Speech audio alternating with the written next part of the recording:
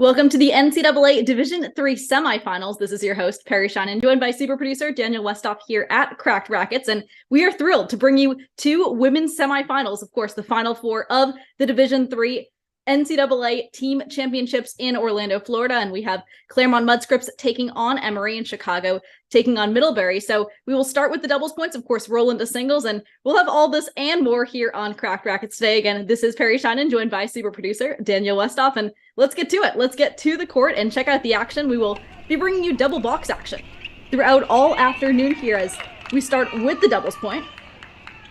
And each doubles match here is 1 point. This overall match is played to 5 points. We still have no ad scoring, as we do see on the right side of our screen, Chicago taking on Middlebury. On the left side of our screen, that is Claremont Mudscripts facing Emory.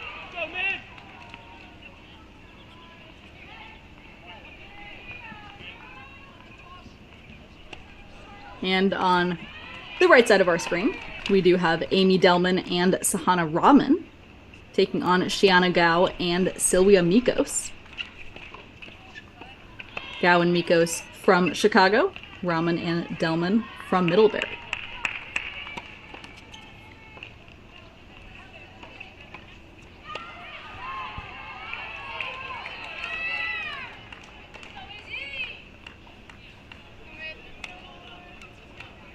And we see these players just starting off this doubles match, of course. The opening points are the time to get those nerves out. Start to find your rhythm on the court here in Orlando.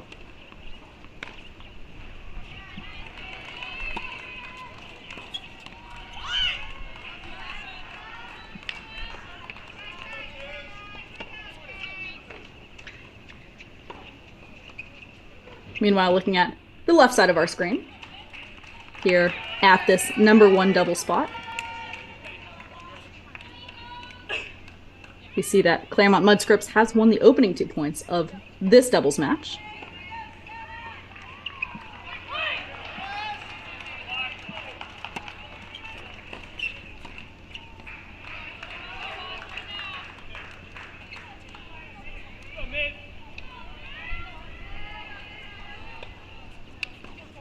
And we do see an early break opportunity on the left side of our screen. 40-love lead for CMS.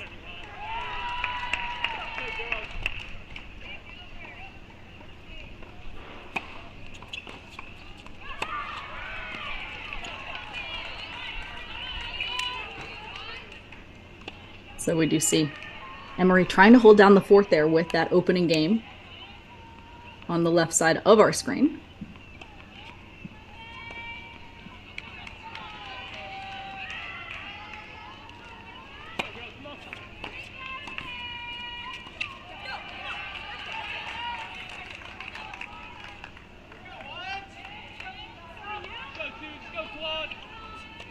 And so, of course, these doubles points are really to start off the cadence of this match as we see the players starting to settle in here. And again, this is Final Four.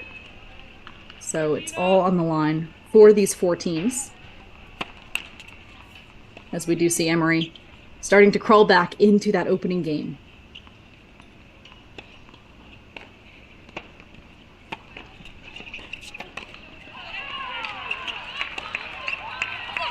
And looking at Claremont Mudscripts as a whole this year, CMS is 25-1 overall, 7-0 in conference play.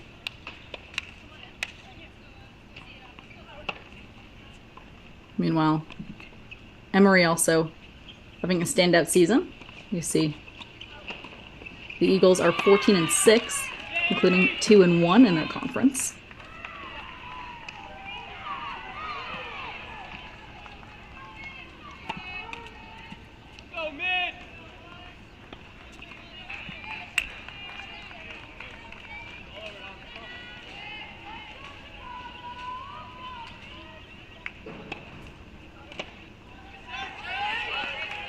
And back in 2020, CMS was 25-0. Rather 14-0 before the remainder of the season got canceled because of the pandemic. But the CMS team has won a ton of matches over the past 2 seasons, and we do see last year they do go 27-3 overall, and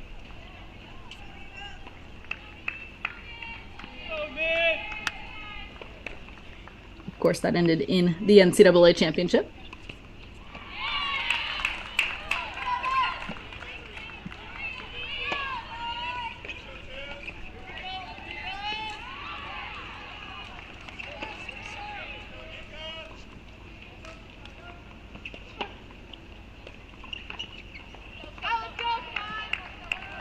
And the Claremont Mudscripts team is led by head coach David Schwartz. And we see assistant coaches Caitlin Bernard and Angela Kulikov, along with Kathy Settles.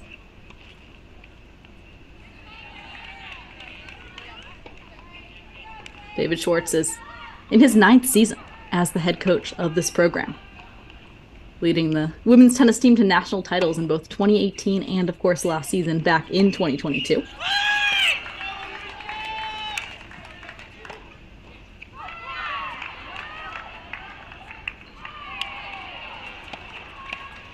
Meanwhile, the Emory Eagles are led by head coach Bridget Disher, who was a standout member of the Emory women's tennis team from 2014 to 2018.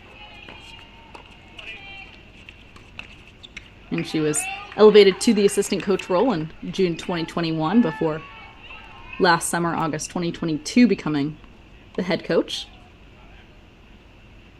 She was a 3-time All-American in her playing days in both singles and doubles. She was Emory's all-time leader with over 100 doubles victories and ranking 3rd with 106 singles victories.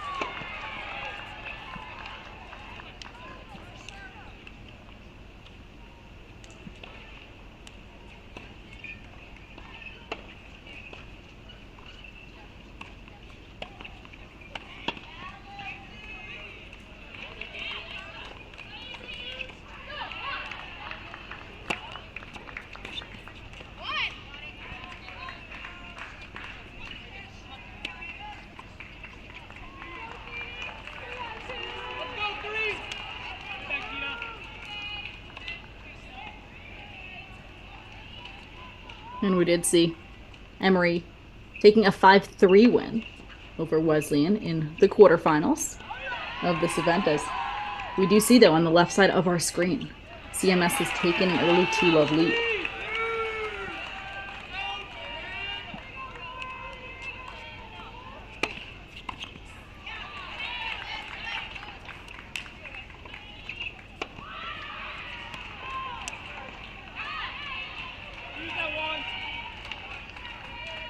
Meanwhile, we are all tied up at 1 here on court number 1 between Chicago and Middlebury.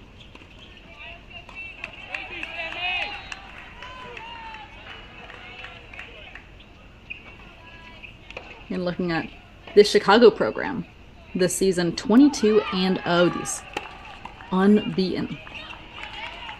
We saw Chicago coming off a 5-1 win over Carnegie Mellon in the NCAA quarterfinals. Meanwhile, Middlebury is 17-3, including a 9-1 mark in a conference play. Eventually did lose in the championship match to the number 5 seed Wesleyan University. That was a 5-2 loss. But then in the NCAA tournament, University of Chicago in the Final Four after a 5-2 win over number 15 Johns Hopkins. Meanwhile, we do see a break point on the right side of our screen, and that ball does sail long, so we see an early 2-1 lead for Middlebury there on court number 1.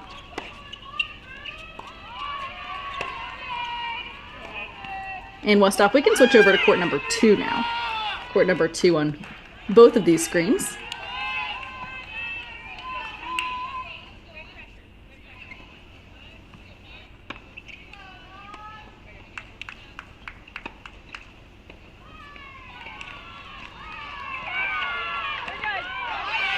And we do see an early 2-love lead here for Chicago. Claudia Eng and Perrine Wang. They have a 2-love lead over Claudia Miller and Jenna Huang. And we do see that being converted to a 3-love lead. So Westhoff, let's actually hop on over to 3 on the right side of our screen quickly to check in with that match. Meanwhile, it's 3-love for Emory here on court number 2. And we are all tied up at 1. On the right side of our screen, we do see Sammy Remus and Nina Fairhat taking on Lauren Cow and Nicole Geller. Cow and Geller now.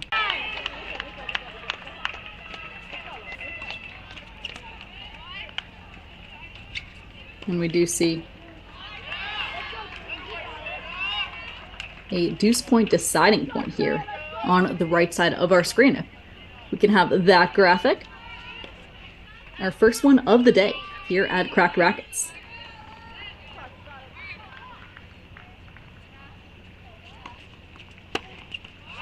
A break point here for this Middlebury team.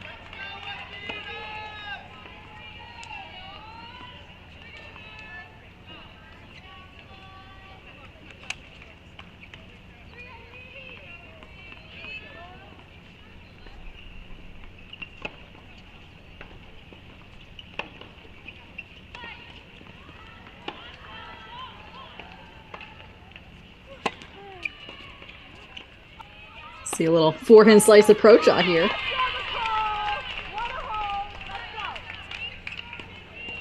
So meanwhile, on the left side of our screen, it does become 3-1 now. As CMS is able to get on the board at court number 2.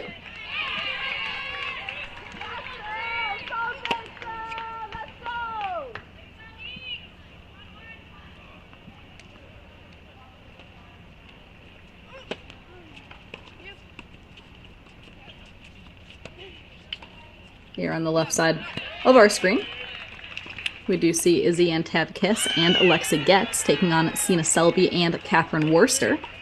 Getz and Antavkis are up 3-1 here for Emory. And meanwhile, Westhoff, we can actually hop back to court number 1 on the left side of our screen. Court number 1 between Emory and CMS. As we do see the most commanding lead here. It's a 3-love lead here for Alicia Chelani and Nicolina Baciavelli as they take on Anna Cristina Perez and Emily Kantrovitz. So it's 3-love here for CMS on 1, and CMS is down 3-1 on court 2, and they do have an early 2-love lead though on 3. And again, we will be playing out all 3 of these doubles matches today. Each doubles match is worth 1 point. And this college tennis match as a whole is played to 5. Of course, each singles match is also worth 1 point.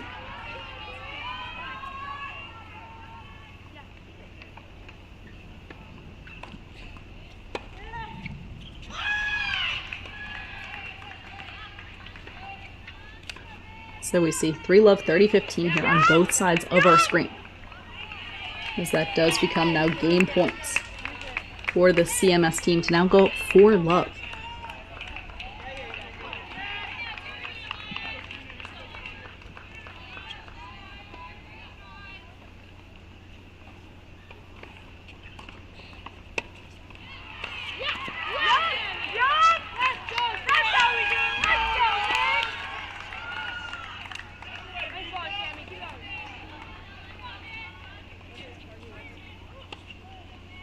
So meanwhile, on the right side of our screen, we do see Middlebury trying to find their way into this match. And again, since each match counts for 1 point, it's so important for each team to really just solidify themselves and find a way in.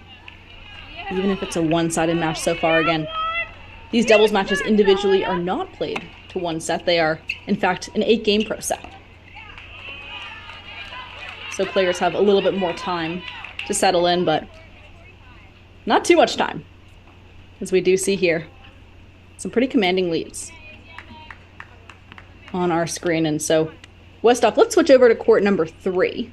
Court number 3 on the left side of our screen between CMS and Emory.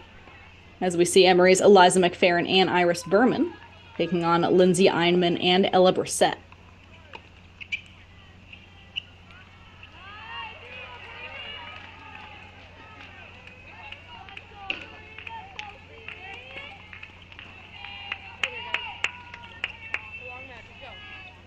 So we do see now a 4-love lead on the right side of our screen for Chicago. Ang and Wang are now serving up at 4-love. Meanwhile, we see the players getting back in action on the left side of our screen here on court number 3.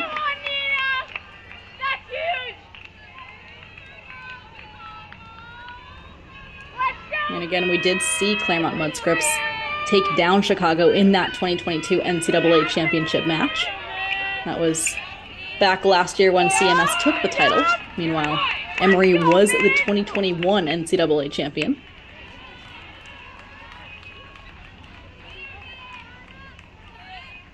And again, these are programs that are used to deep runs in the postseason.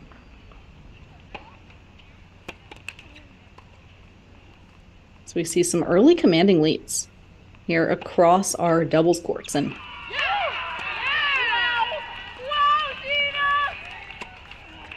again, looking at this number 2 double spot of Ang and Wang, we've really seen that duo just more active at the net so far this match, playing with some more confidence. We're seeing it in the depth of the rally ball, and that comes from racket head speed, that comes from power from the ground, and really just using your legs, which we've seen this team do very well so far this match. Oh, yeah.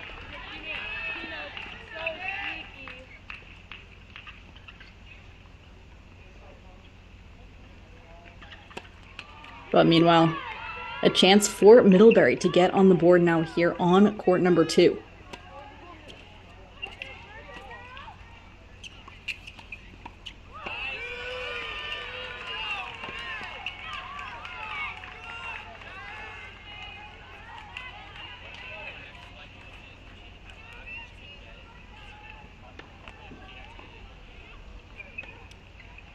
So meanwhile, Middlebury closest to us on our screen now, serving for its second game point.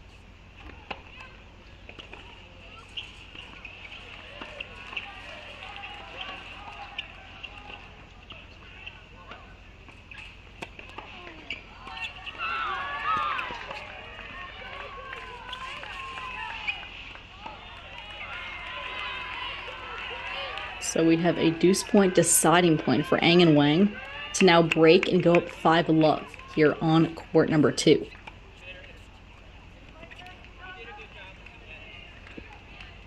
So deuce point deciding point here on 2.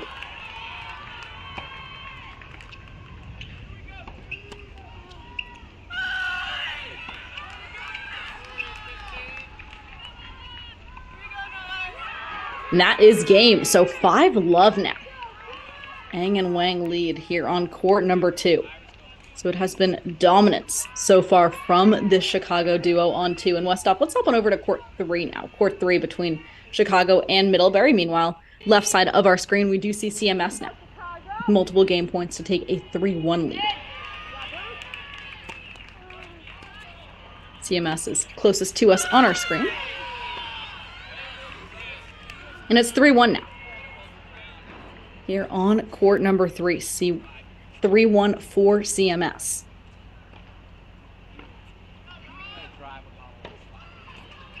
Claremont Mudscripts is joint ITA program that is combining Claremont McKenna, Harvey Mudd, and Scripps.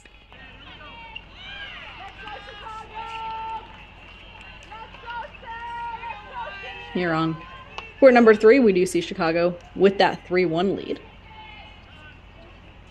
So looking across the courts, all 3 doubles courts here between Chicago and Middlebury, we do see Chicago with that 4-love and 5-love lead on courts 1 and 2 respectively. Meanwhile, it's 3-1 for Chicago on court number 3.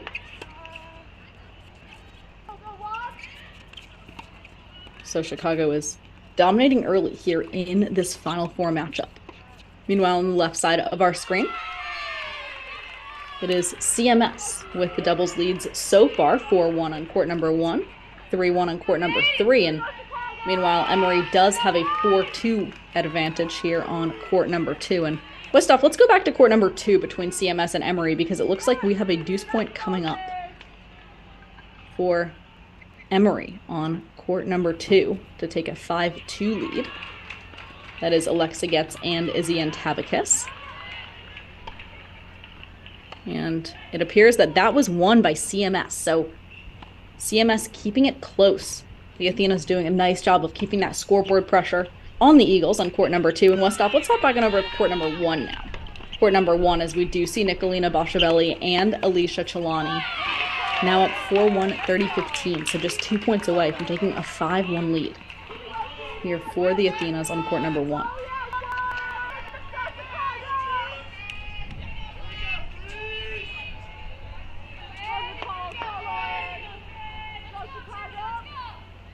Meanwhile, on the right side of our screen, some game points here for Chicago.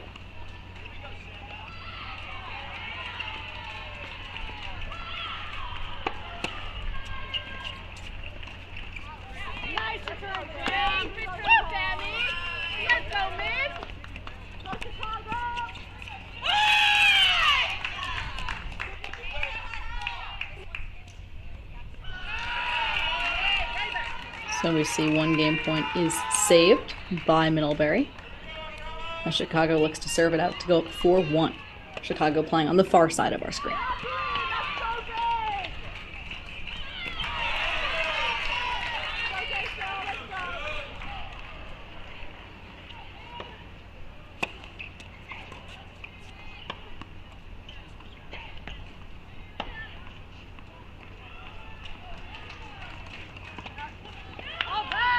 And so we have a deuce point deciding point. Again, a huge point here for Middlebury, as Chicago does have the lead on all 3 double scores. So critical moment here for Middlebury and the Panthers.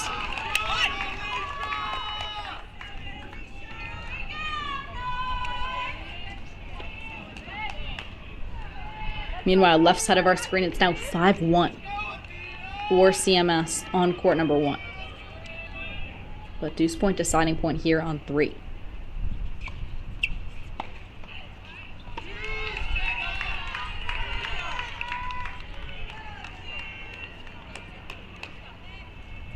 Second serve here for Chicago.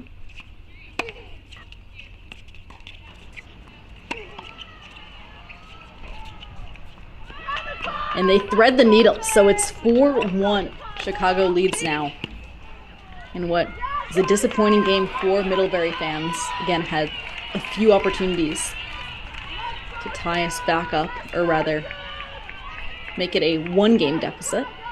Now it is 4-1 for Chicago on court number 3. And so Westhoff, let's go back to court number 2 for Chicago, as Claudia Eng and Perrine Wang have a 5-love lead over Jenna Huang and Claudia Miller. And that has now just become a 6-love lead, as we did see that last game was won by Chicago. So Chicago is 2 games away on court number 2.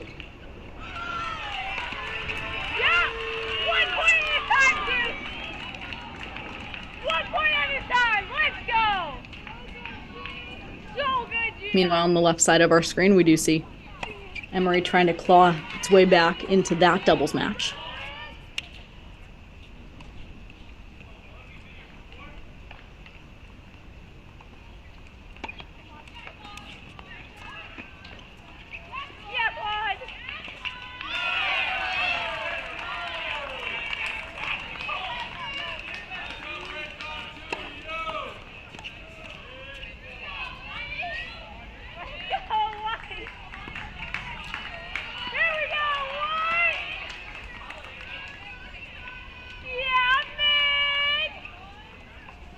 And meanwhile, a reminder that these sets are played to 8. So we do see a match point graphic on our screen that is not correct to go up 6-love. It would be to go up 8 here on court number 2 as we play on.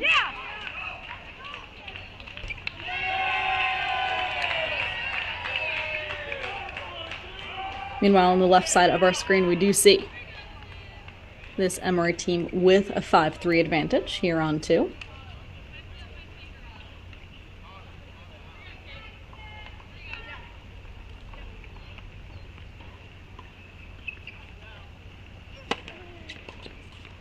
And Izzy Antabakis is just a freshman for Emory out of Villanova, Pennsylvania. She is partnered up today with Alexa Getz, the senior. Getz is out of Green Lawn, New York.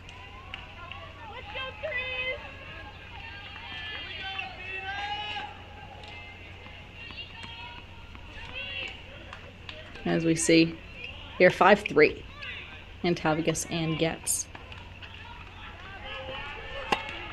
So the duo is serving closest to us on our screen.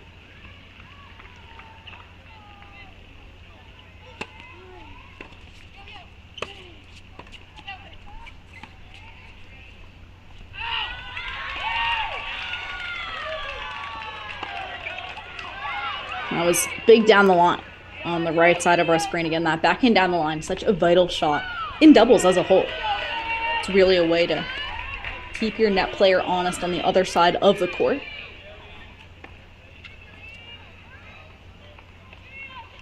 As we do see here, some chances for Middlebury to get on the board.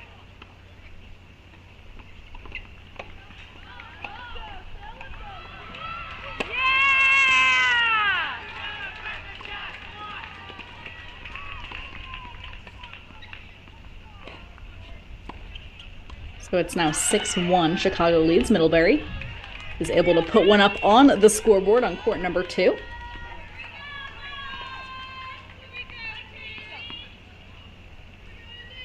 So Westhoff, let's hop on over to court number 3. Court number 3 here as we see Lauren Cow and Nicole Geller are up 4-1 against Nina Fairhat and Sammy Remus.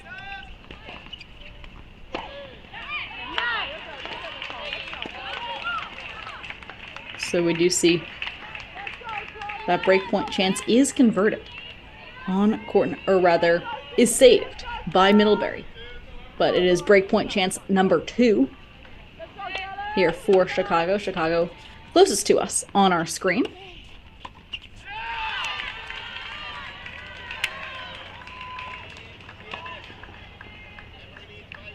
Second serve opportunity here for Chicago to step in.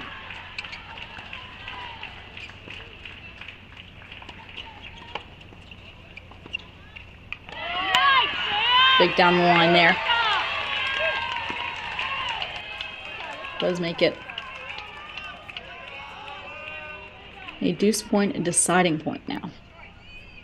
Westhoff, we can see that graphic for the deuce point deciding point as here on court number 3, Middlebury looking for any way into this doubles match, making it really an uphill battle on all 3 courts so far here in Orlando.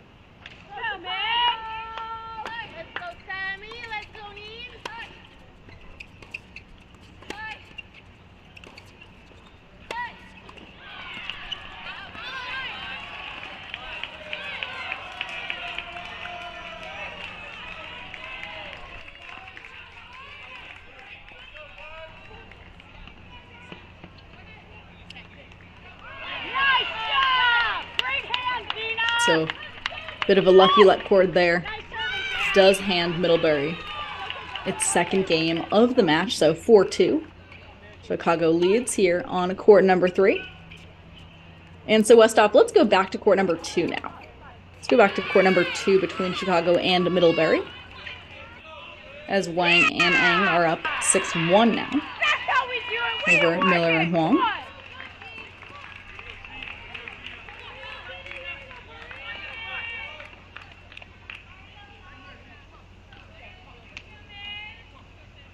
Meanwhile, court number 2 is close between CMS and Emory. So Westhoff, let's actually go to court number 2 where we see Izzy Antabakis and Alexa Getz are up 5-4 against Sana Selby and Catherine Worster.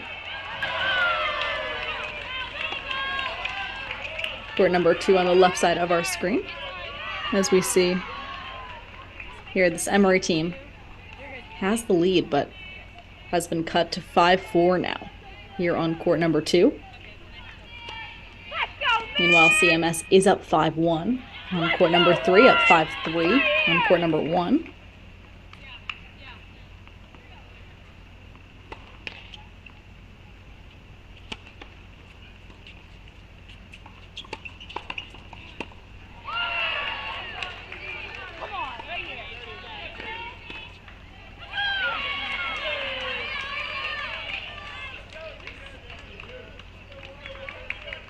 And here on the right side of our screen, it is 6-1 30-all Ang and Wanger. Just 2 points away from a 7-1 lead here on court number 2.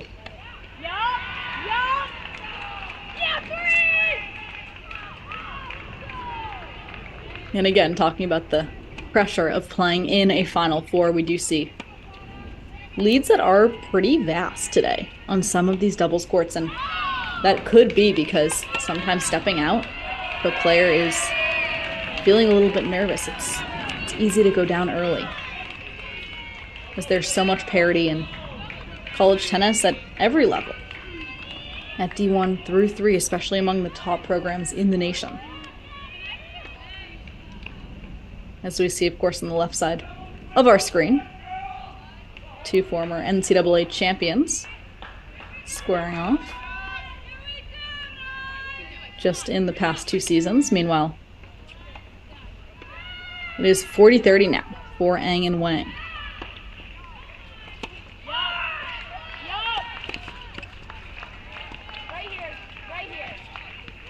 So it's a deuce point deciding point to make it 7-1 for this Chicago duo.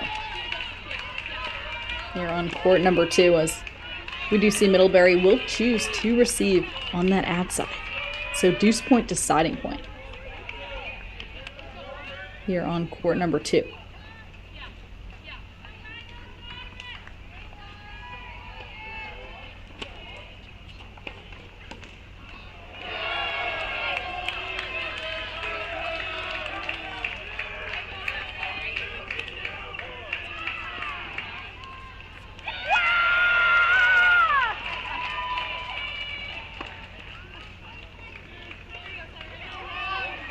So that is 7-1 now for the Chicago team after a tough volley miss there from Middlebury. So 7-1 Ang and Wang lead on court number 2. In Westhoff, let's check in with court number 3. Let's check in with court number 3 between Chicago and Middlebury on the right side of our screen. As we do see a deuce point deciding point. Nicole Geller and Lauren Cower looking to go up 5-2 against Sammy Remus and Nina Farhat.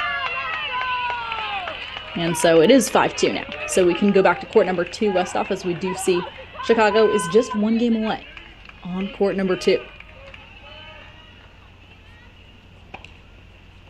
Meanwhile, on the left side of our screen, we do see Antavicus and Getz were able to go up now 6-4 for Emory, but Westhoff, it looks like CMS has a huge lead on court number 3 as Ella Brissett and Lindsay Eineman are now up 6-1 over Liza McFerrin and Iris Berman.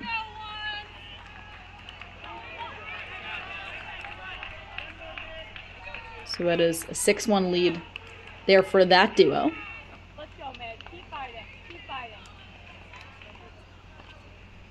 As we see the players getting back up to continue play here on court number 3. Meanwhile, Ang and Wang continue to swing through here on court number 2. Again, they have been, since the start of this match, just the more aggressive team at the baseline to set up net play. As we see that depth really moving through the court. The ball's really moving through the court from that Chicago team. Come on! Let's go,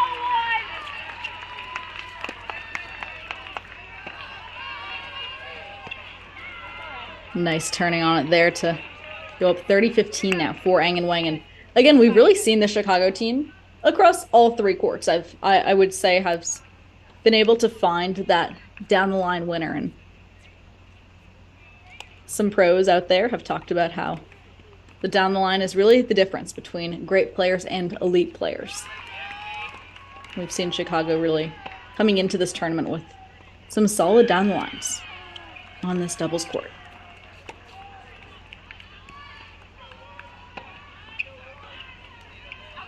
Yep. One play at a time, Claude. Right here. Let's go. So 30 all on the right side of our screen, just 2 points away for Eng and Wang. Nice, Delvin.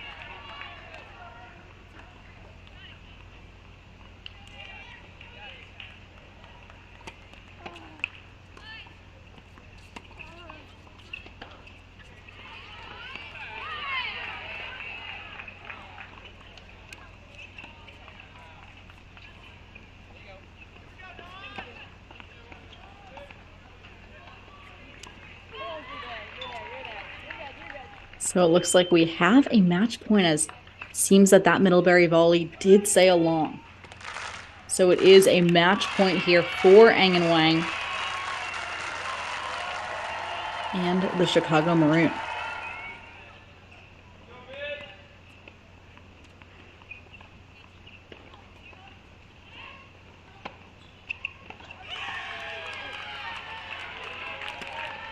So deuce point, deciding point, match point number 2 here on court number 2.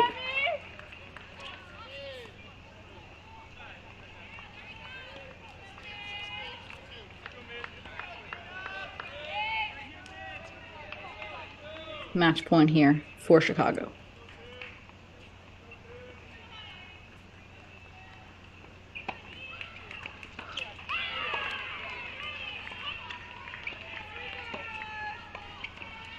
And that's match 8-1. Eng and Wang take it here on court number 2. Chicago gets on the board first. That's a 1-love lead for the Maroon, thanks to Eng and Wang, a dominant performance from the baseline and at net from that Chicago duo.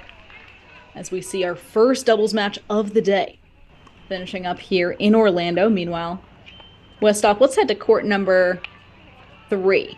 Court number 3, as we do see here, Chicago up 5-2 on this number 3 doubles court. Meanwhile, on court number 1, we are tied up at 5 all. But there is a 5-2 lead here for Chicago on court number 3. So again, we play out all 3 of these doubles matches. All 3 of these matches counting for 1 point each.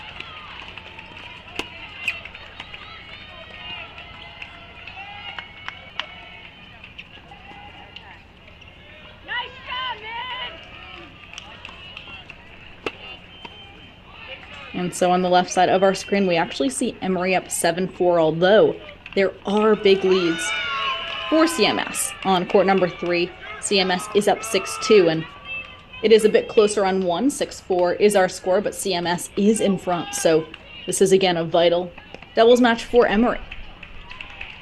The scoreboard pressure becomes even more important as we get to the Final Four here in the NCAA tournament, which is where we are today in Orlando. So Antavigas and Getz are just 1 game away, but we do see CMS putting up a battle at the end of this doubles match.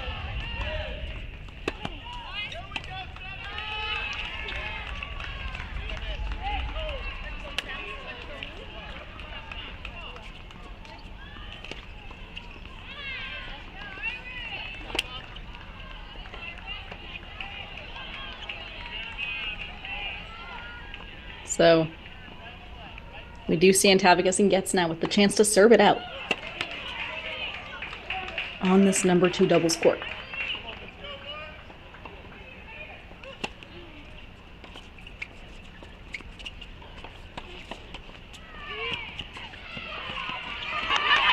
Meanwhile, that's big. Let's see the hands from Middlebury here on court number 3 as the Panthers are making a comeback.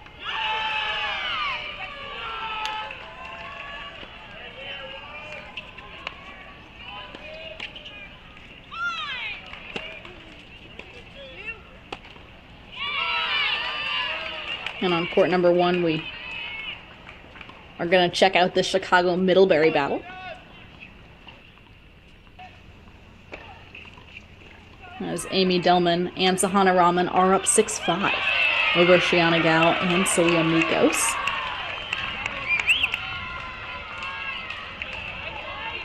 So we see 6-5, 15 all here on court number 1. Meanwhile, left side of our screen, Emory just 3 points away from a victory at number 2 doubles.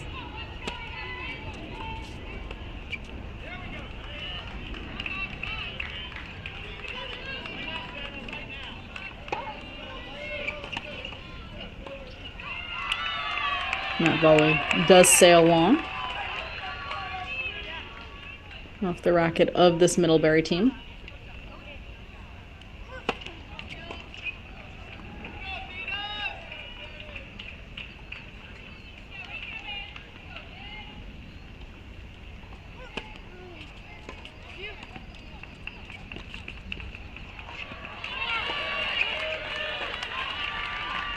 But we do see Chicago able to take advantage at the net, so we are looking like it's going to be 6 all here on court number 1. Chicago with multiple chances now to tie us up at 1.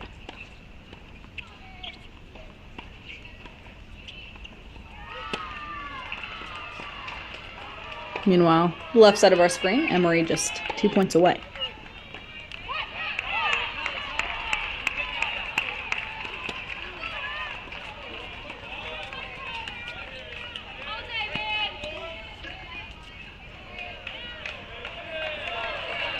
So it is match point here for Emory Eagles here on court number 2 on the left side of our screen, as the Eagles have 2 chances to close it out.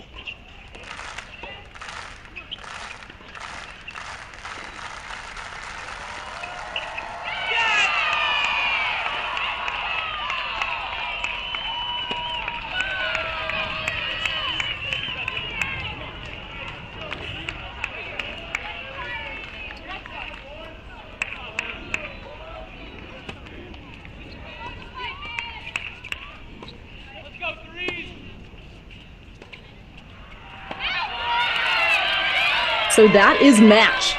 Emory Eagles get on the board first, up 1-0 with an 8-5 win from Izzy Antavakis and Alexa Getz. That is the first point on the board for the Emory Eagles. Meanwhile, Westhoff, we can head to court number 1 now. Court number 1 as Alicia Chelani and Nicolina Bocciavelli are up 6-5 over Anna Cristina Perez and Emily Kantrovitz.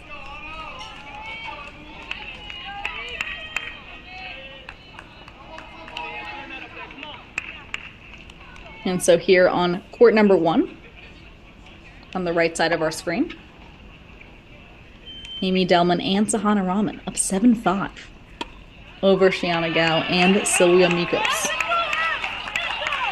So Rahman and Delman just 1 game away from tying us up at 1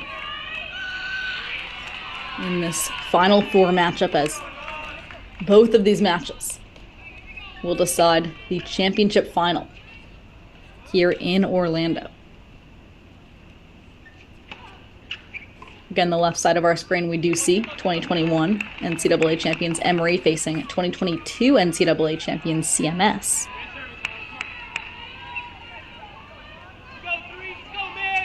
So just 3 points away now for the Panthers on court number 1.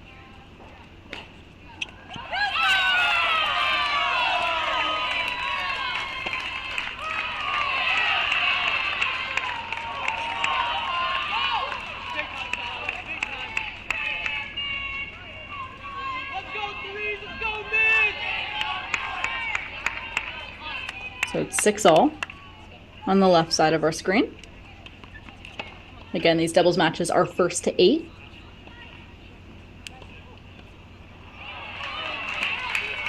Eisenman and Brissett for CMS do lead 6-3 on court number 3, so we will keep you updated with that match as well. And of course, we'll bring you all of the match points here on Cracked Rackets.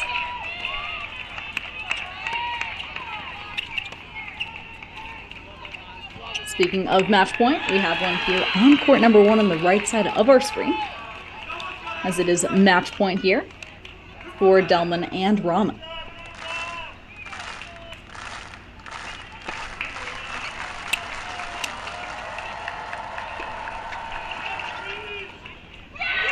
And that is match. A match and a hug for the Panthers to tie us up at 1-all.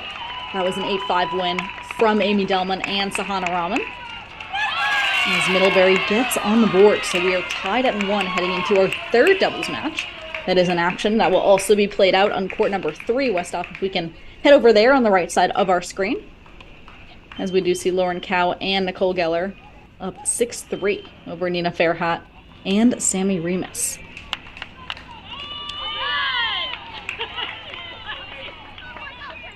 Meanwhile, Westhoff, on the left side of our screen, we should hop on over to court number 3 now, because we do see Brissett and Eisenman with multiple points to go up 7-3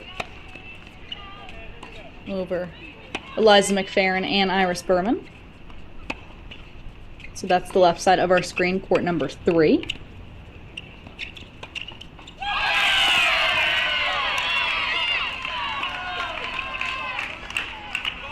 Chicago with the defense on the right side of our screen. Defense to offense, but that does sail long.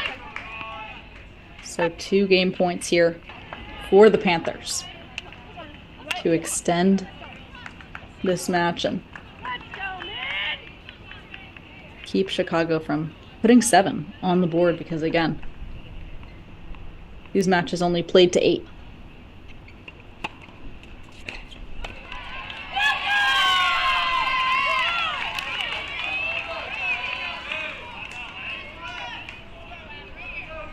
So Westhoff, let's head to court number 3 between CMS and Emory, as it is now a 7-3 lead for Ella Brissett and Lindsay Eisenman.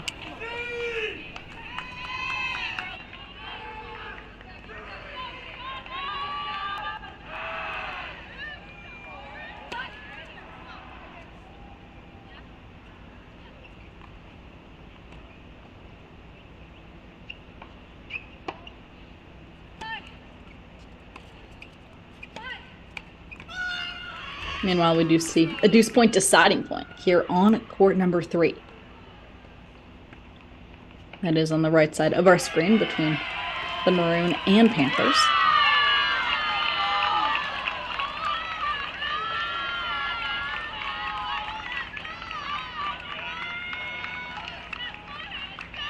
So we see a 7-3 lead here for Chicago on court number 3. This is our final doubles match between those two teams. Meanwhile, it's 7-3 for CMS on the left side of our screen.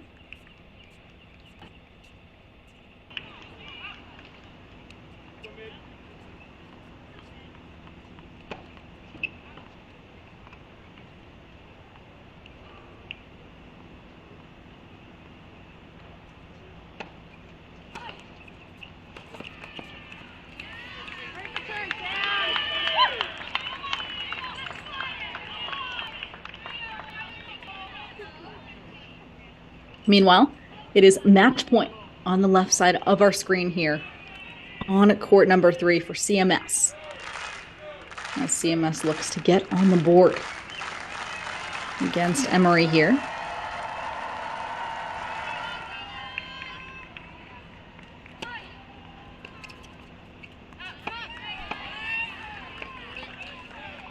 Emory stays in it, saves that match point, so we now set up another match point here on court number 3.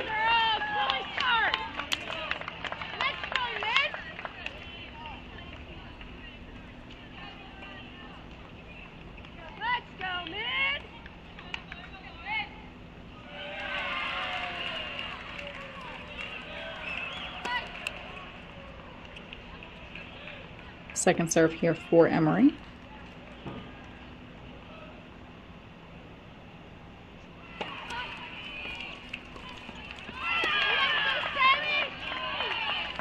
So that return sails long. So we have a deuce point, deciding point, match point here on court number 3.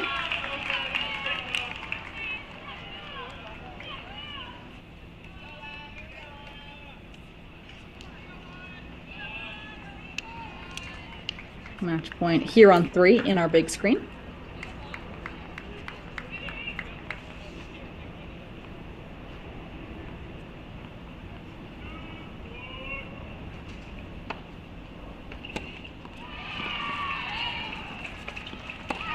Lucia Brissett and Lindsay Eisenman using 2 receive on that ad side.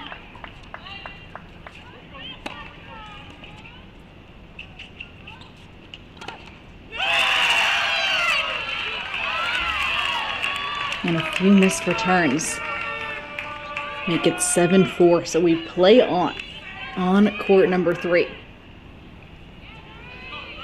Meanwhile, we do see Emory now up 7-6 on court number 1.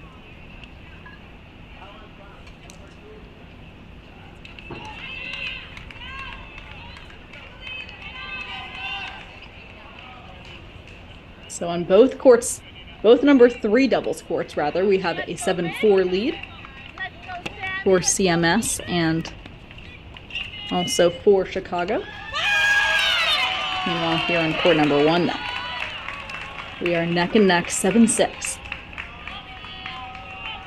Emory is up.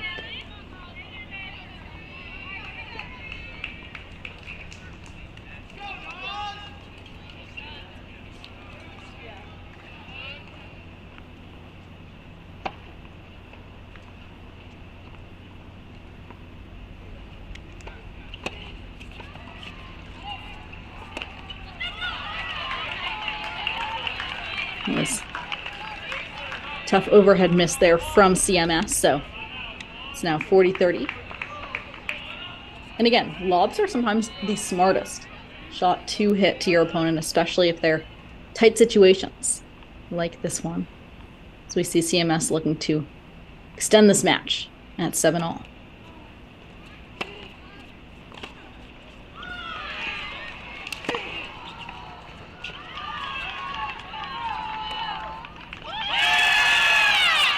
So it is 7-all here on court number 1. So we play on.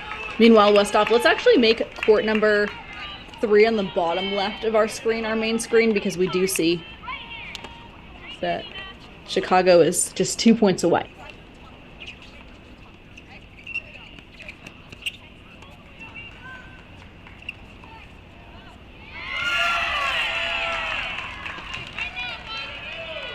Chicago, of course, on the far side of our screen. That is Nina Farhat and Sammy Remus taking on Nicole Geller and Lauren Cow. Geller and Cow are on the far side of our screen.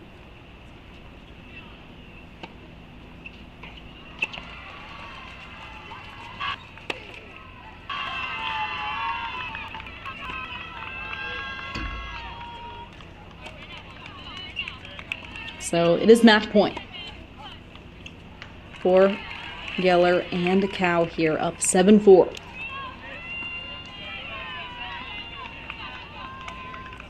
Looking to put a second point on the Chicago scoreboard.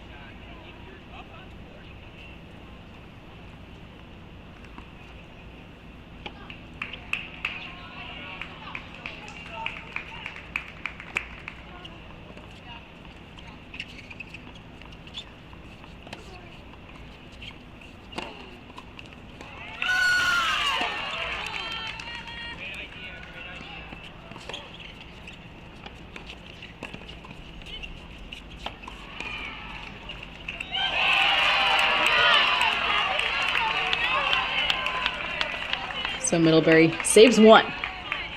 We play on the right side of our screen. Meanwhile, the tiebreak begins to unfold on court number 1 between CMS and Emory. Meanwhile, we have 2 match points on both number 3 courts here in Orlando as we go double box for this double match point.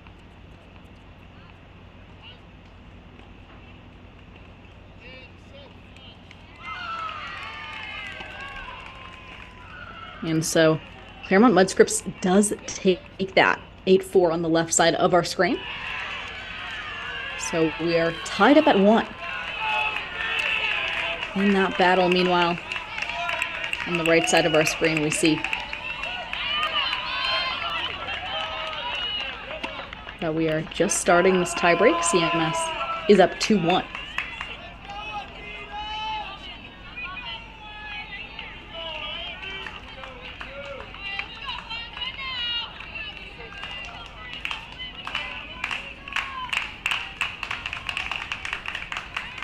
Giller and Cal up 40-30.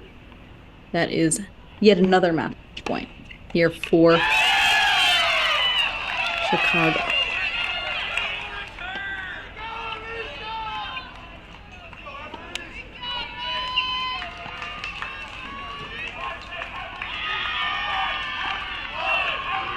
So Geller and Cow take it 8-4. Chicago is now up 2-1 over Middlebury. And that doubles point is over. So again, all 3 matches counted as 1 point each. This overall match is first to 5. So meanwhile, Westop, let's go full screen here on court number 1 between a CMS and Emory. As we see, Claremont Mudscripts is up early in this tiebreak.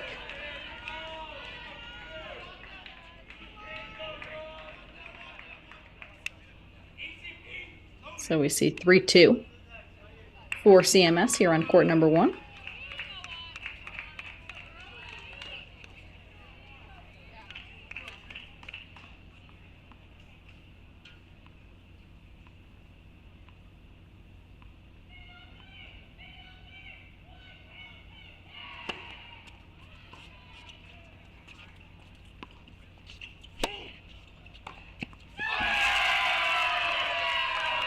So we are now tied up at 3 as we switch ends. And again, this is the final doubles match in this doubles point that has now taken over an hour here in Orlando.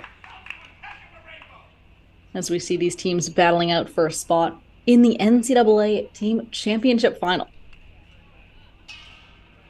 here in Orlando.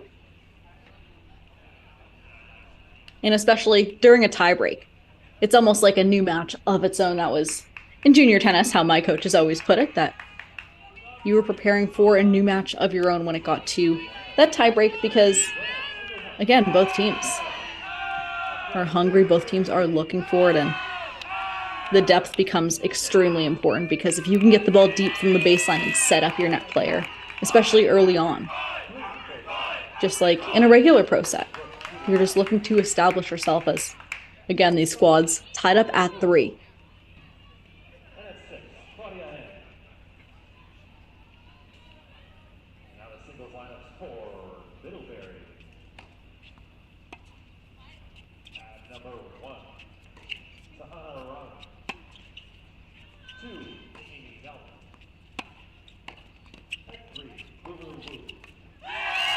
CMS stays aggressive to take a 4-3 lead here on court number 1.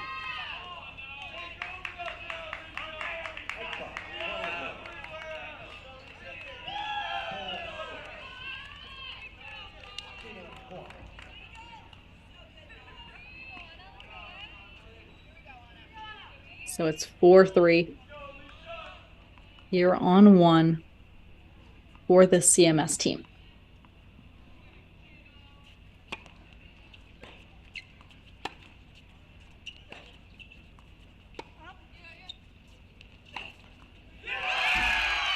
And again, CMS able to be more aggressive at the net, but that comes from that rally ball, that nice deep rally ball that's moving through the court from the racket of Claremont Mudscripts. So it's 5-3 now for Nicolina Bocciavelli and Alicia Chelani.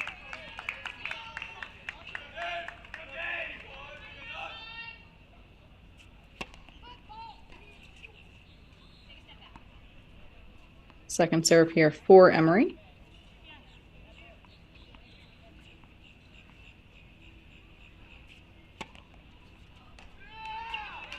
And that is a double. So it is now 6-3. Bocciavelli and Chelani lead here on court number 1.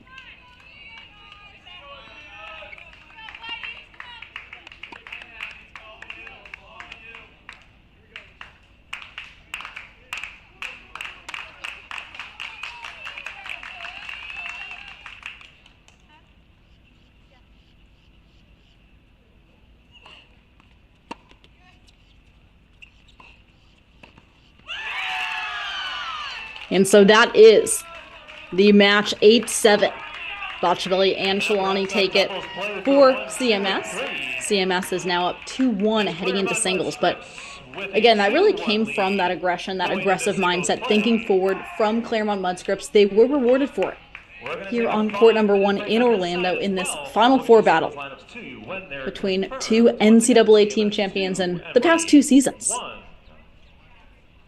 As we head into singles, we will see 6 singles matches taking place here in Orlando. As again, these matches are first to 5. Overall, each singles match is worth 1 point as well. As we start setting up our cameras, the players start getting settled for these singles matches. We will take a short break. We'll be right back.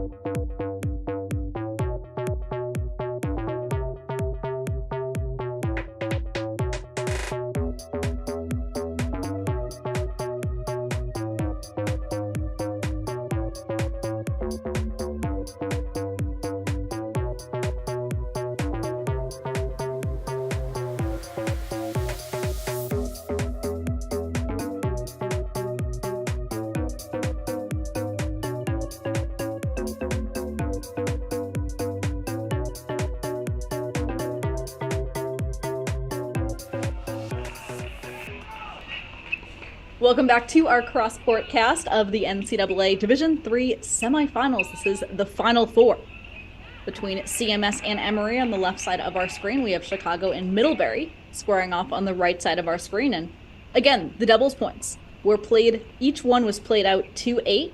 We saw CMS take 2 out of 3 of those. Meanwhile, Chicago took 2 out of 3 of those doubles matches on the right side of our screen as we start heading into singles play. We see these players just starting up again. These college matches are played to 5 points in Division III, first to 5. As we see on the right side of our screen, Sahana Rahman is playing number 1 singles for the Middlebury Panthers. Meanwhile, Silvio Mikos is playing number 1 for the Chicago Maroon. We see Rahman with a few game points to hold and start off that match.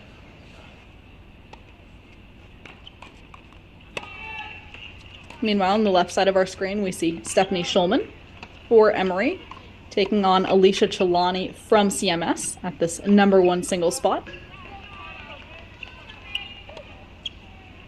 So Rahman takes it. So Sahana Rahman is up 1-love on court number 1 on the right side of our screen.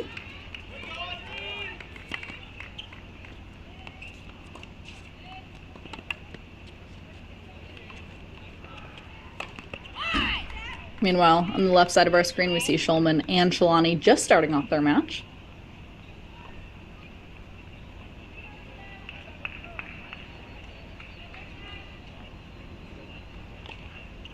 Looking at Alicia Chelani is just a sophomore.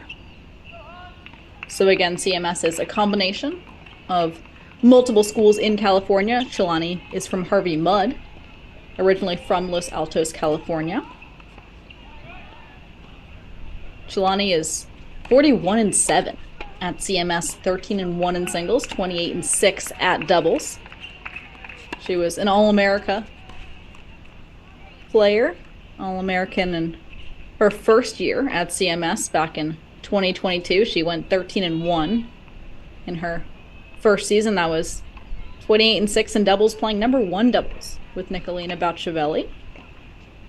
Of course, she helped the Athena squad capture the second national title in program history. That was, of course, a 5-1 win over Chicago last May.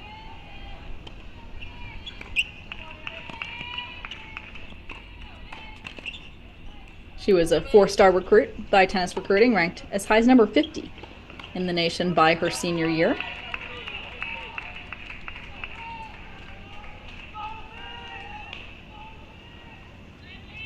As we see Chelani up 40-15 here on court number 1, multiple break points to open up that match.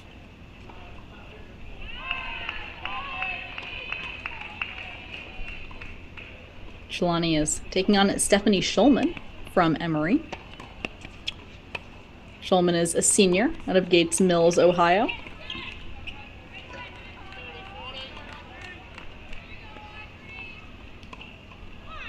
Her junior year, she went 15-7 in singles, won 6 doubles matches as well.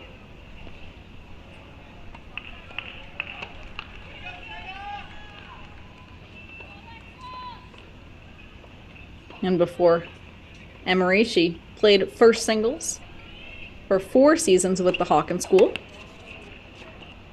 She helped Hawken to a state runner-up finish in 2017, and she played as a member of the boys team. Also earned a 3rd place finish in doubles in 2019. And college sports are in her family.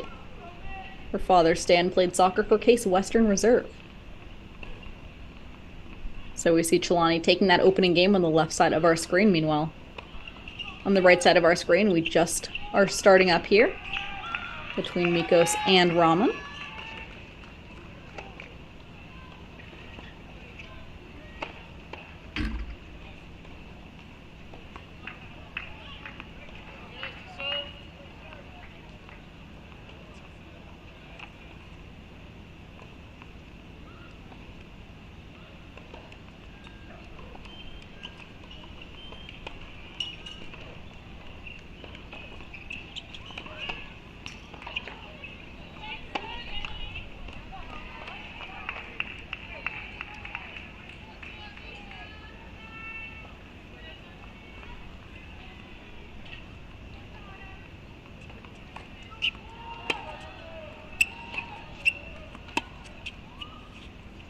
Looking at Sylvia Mikos, just a freshman out of Willowbrook, Illinois.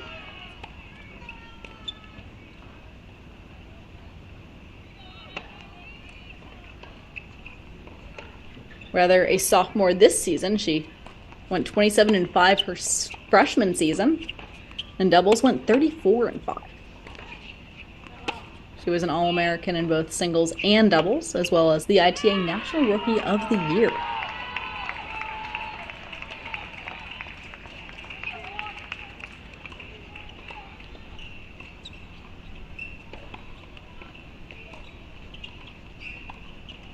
Mikos is taking on Sahana Rahman, a sophomore out of Acton, Massachusetts.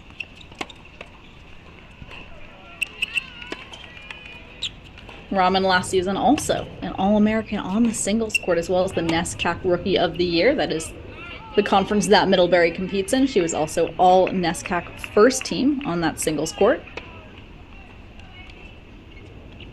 As we see Rahman with an early 2-love lead. Here on the right side of our screen, we see a double fault, though, from Rahman to open up that game. As it's a battle of the All-Americans on the right side of our screen here on court 1.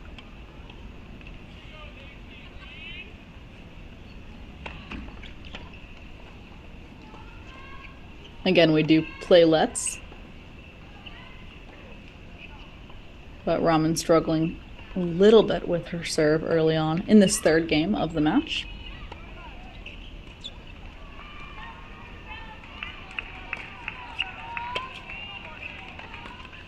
Rather, 15-all now here on court number 1. We see some early forehand angles from Rahman. A big forehand and loose arm really coming out here on court number 1. Meanwhile, left side of our screen, it is now 2 break point opportunities for Schulman and the Emory Eagles.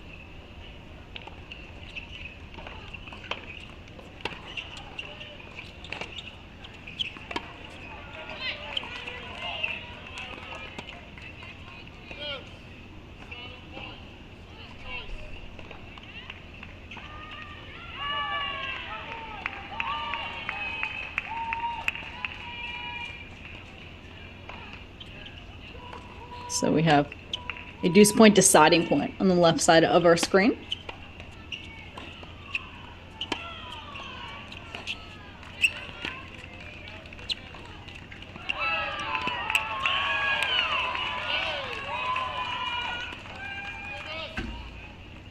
So 3-love, Sahana Rahman leads on court number 1 for the Middlebury Panthers. So Westhoff, let's hop on over to courts 2 on both of these singles matches. Court number 2. As we look at on the left side of our screen in this number 2 singles battle, it's Audrey Yoon from CMS taking on Emily Kantrowitz.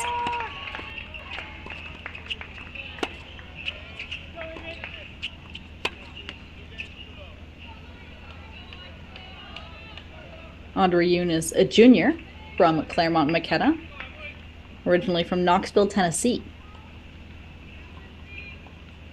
As a sophomore, Yoon was all SCIAC, the conference first team honor. She had a 20-5 record in singles, 9-4 in doubles, playing in those top 3 spots for the Athenas.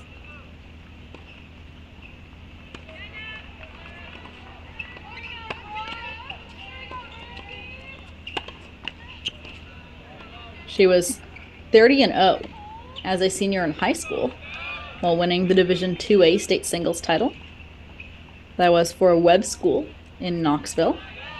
She was a 4-star recruit from Tennis Recruiting, number 2 in the state of Tennessee, top 90 in the country.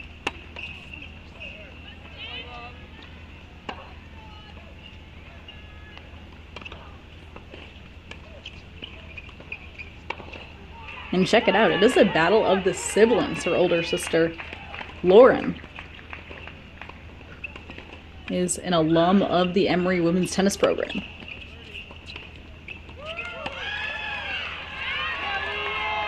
So we have some family rivalry going on there, as we do see Yoon with an early 2-love lead.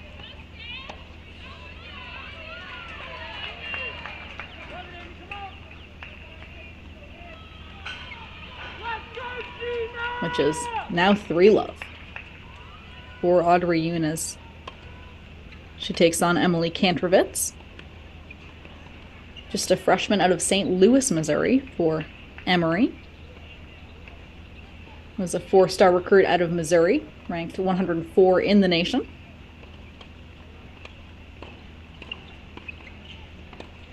So Westhoff, let's go to court number 3 on the left side of our screen while we see those players in a changeover.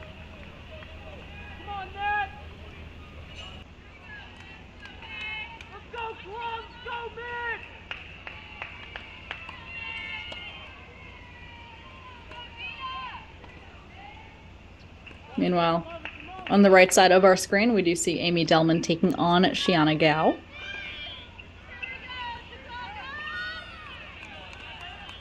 Shiana Gao is a freshman. A lot of young players out on the court here in this Final Four matchup. Gao is out of Mount Pleasant, South Carolina. She is rather a sophomore. Sophomore this season. She went 21-6 her freshman season. 32-5 on the doubles court, of course. That does earn her All-American status in singles and doubles, as she played primarily in that number 2 single spot. Played number 1 doubles as well for the Maroon.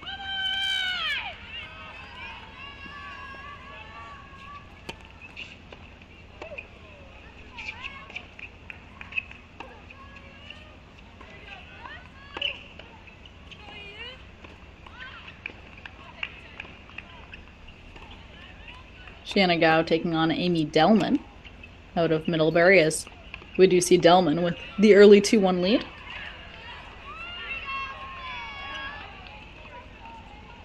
Amy Delman is a junior out of Great Neck, New York. She was NESCAC All-Academic last season and her freshman season. All NESCAC first team. That was back in 2021.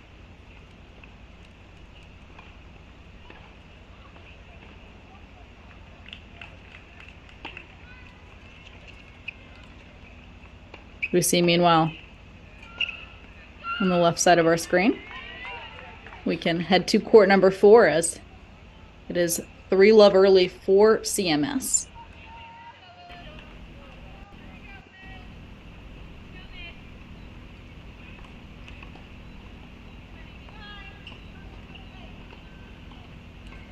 On court number 4, we have Sana Selby taking on Yada Bakan. Selby is up 2-1.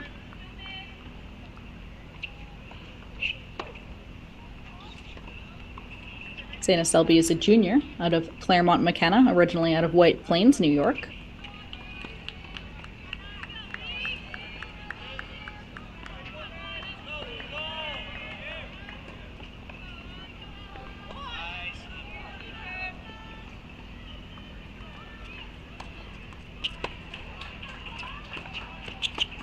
Selby went 14-2 in singles, 19-8 in doubles.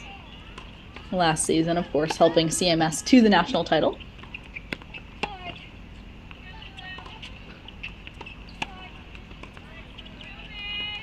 In junior tennis, she was ranked as high as number 80 in her class on tennis recruiting, and was a 4-star.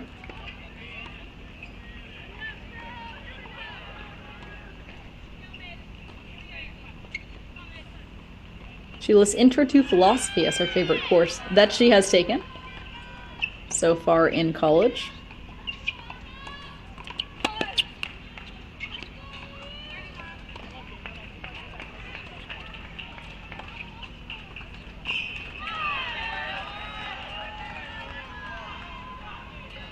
Meanwhile, Yada Baykan is a junior on the Emory women's tennis squad. She's out of Istanbul, Turkey. She transferred to Emory as a junior. So going from D1 to D3, she competed on the Furman women's tennis team for the past 2 seasons. She plans to major in psychology, so an interesting trade from D1 to D3 again. She comes in and slots in at number 4 for the Emory Eagles. That shows the depth that is on this Emory squad.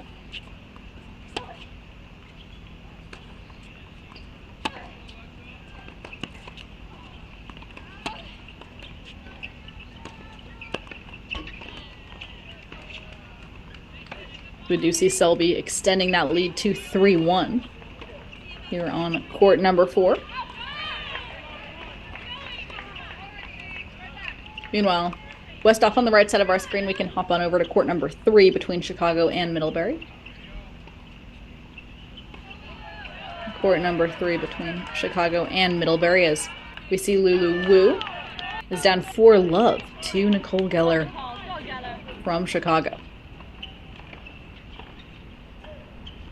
Again, CMS and Chicago need 3 singles matches to win this college tennis match, as it is first to 5 points overall. Each match is worth 1 point, singles and doubles, here in Division III.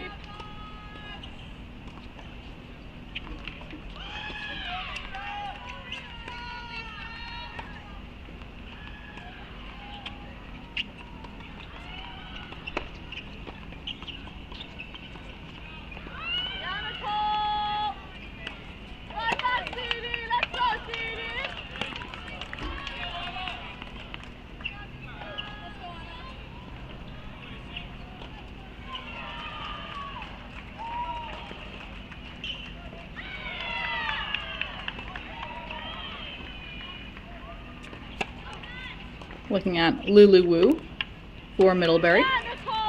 Wu is a first year out of Tenafly, New Jersey.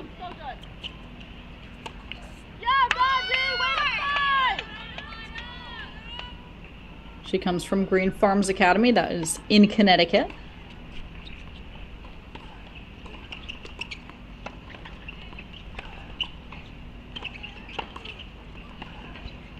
Wu is taking on Nicole Geller.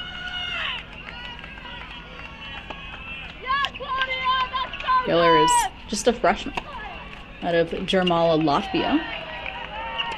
Rather, a sophomore this year. She went to Laurel Springs School in high school, was 17-3 on the singles court, 16-5 on that doubles court last season. Her first season with the Maroons, she played primarily at number 4 singles and number 3 doubles. As we see Geller slotting in at 3 singles today here in Orlando. Geller is a 4-love over Wu.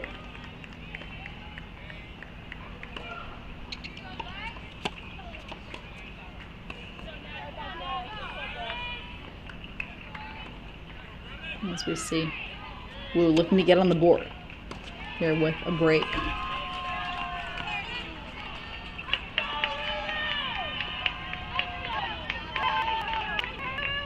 And she does. So 4-1 Geller leads on court number 3. So Westhoff, let's hop to court number 4 between Chicago and Middlebury. Court number 4.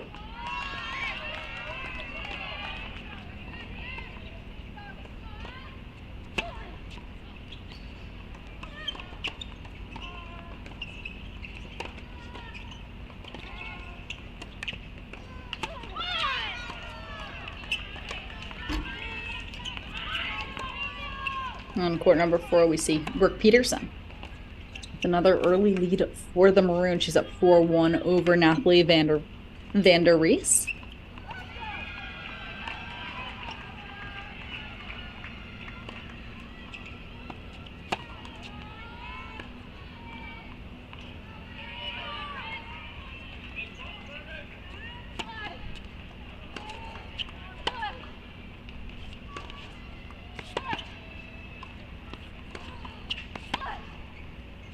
Brooke Peterson, a freshman out of San Anselmo, California, comes from IMG Academy. Peterson is an economics and cinema and media studies major. She played 2 years of varsity tennis and 2 years of sports academy. That was at a boarding program.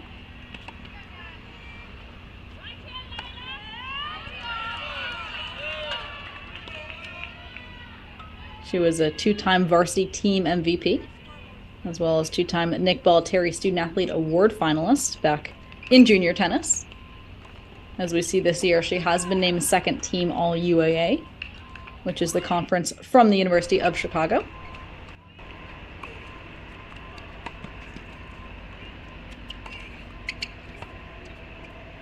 Peterson is taking on Nathalie Van Der Rees, a sophomore out of Miami, Florida.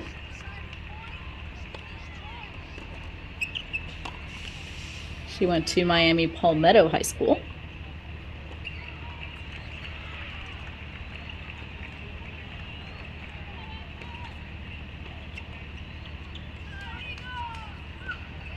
So we see Peterson with that early 4-1 lead on the right side of our screen. Meanwhile, on the left side of our screen, we check out that number 5 singles pairing,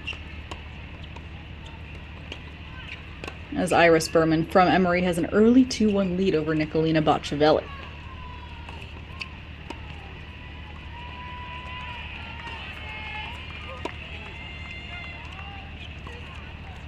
Iris Berman is a freshman out of Los Angeles, California. She was ranked 97 in the nation, number 16 in the state of California.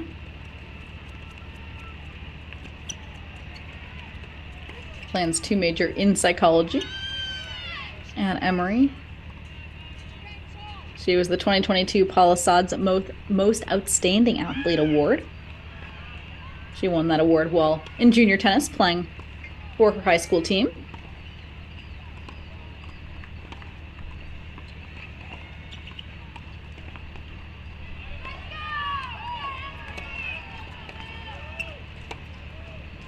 She's taking on Nicolina Bocciavelli. Bocciavelli is a junior out of Claremont McKenna, originally from Moscow, Russia. At CMS, her all-time career record is 43-12.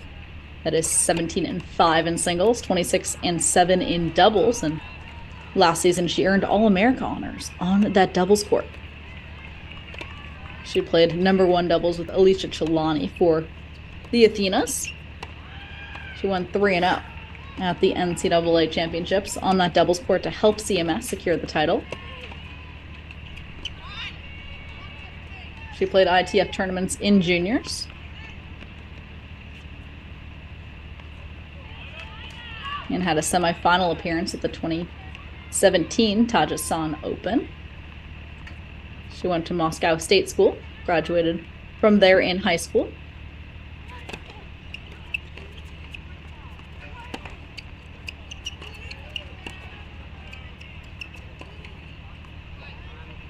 As we see Berman with that early 2-1 lead on the left side of our screen. So Westhoff, let's go to court number 5 between Chicago and Middlebury on the right side of our screen now. Court number 5.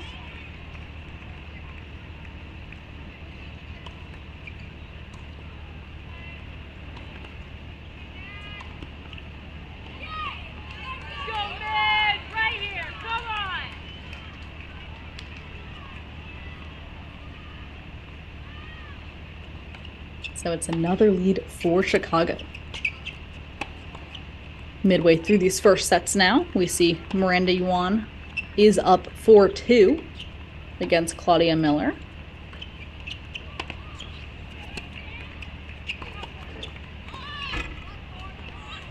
Miranda Yuan is a sophomore out of Auckland, New Zealand.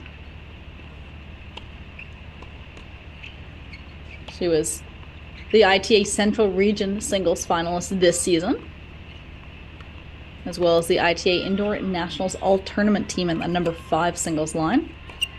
Last season, she went 24-9 in singles, 8-2 on the doubles court. She slotted primarily in at number 3 doubles and in the 4-5 singles spots, was also the Central Region singles finalist last season as well.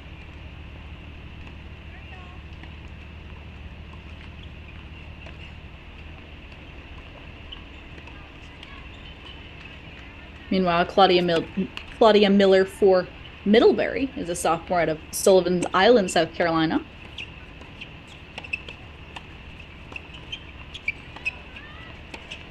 Claudia Miller is the sister of Vivian Miller, a standout player for the Brown women's tennis team in Providence, Rhode Island, also my alma mater. In 2022, Claudia Miller was the All-NESCAC second team in singles.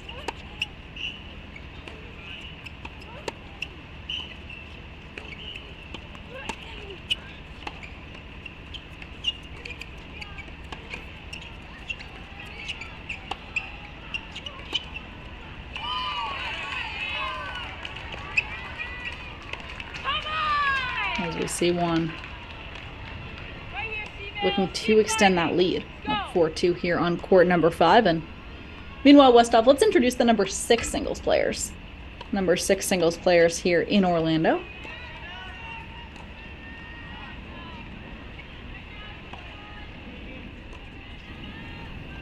As we see on the left side of our screen, we head on over to court number 6, where we see Lindsay Eisenman is up 3-love over Alexa Getz. Eisenman out of Claremont Mudscripts.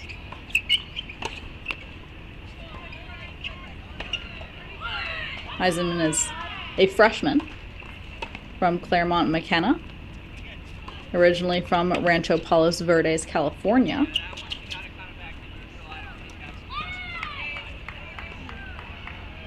In high school, she won the Bay League singles title and was a semifinalist in the CIF singles tournament. She was also the class valedictorian and is a classical trained piano player. Her father, Doug Eisenman, played Division I tennis at UC Berkeley.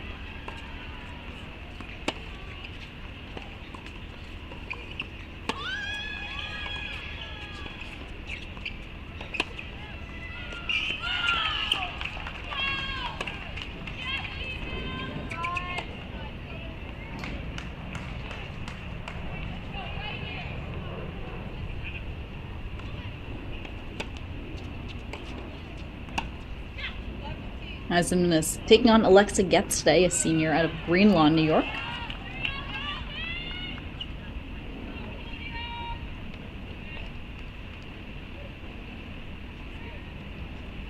As a freshman year, Getz was capped to the All-University Association team in singles and doubles. She was an All-American in singles and doubles as well. Was named the ITA Atlantic South Rookie of the Year. In her junior season, she was the ITA South Regional Doubles Champion. She won 8 matches in singles for Emory during the spring, including a 7-3 record at that number 6 position. She won 5 doubles matches as well for the Emory Eagles.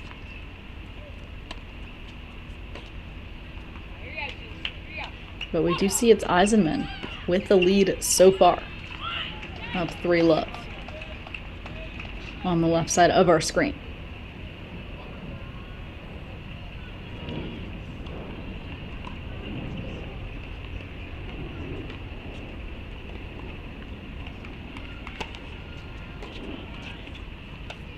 Meanwhile, we do see Claudia Ng and Jenna Huang on the right side of our screen, battling it out at number 6 singles.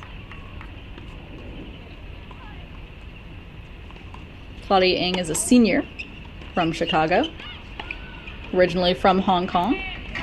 She went to the Australian International School. Over her first 2 seasons, she has gone at 29-5 on the singles court, 42-11 in doubles. She was an All-American in doubles this season, as well as the ITA Central Region doubles finalist with Perrine Wang.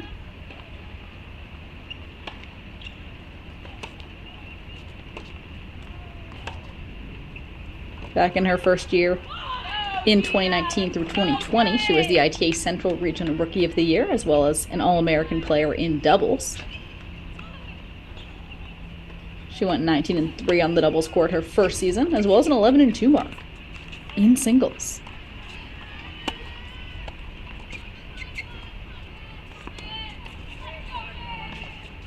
She is taking on Jenna Huang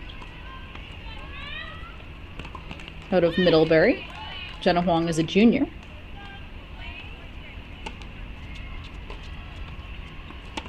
from Bath, Ontario.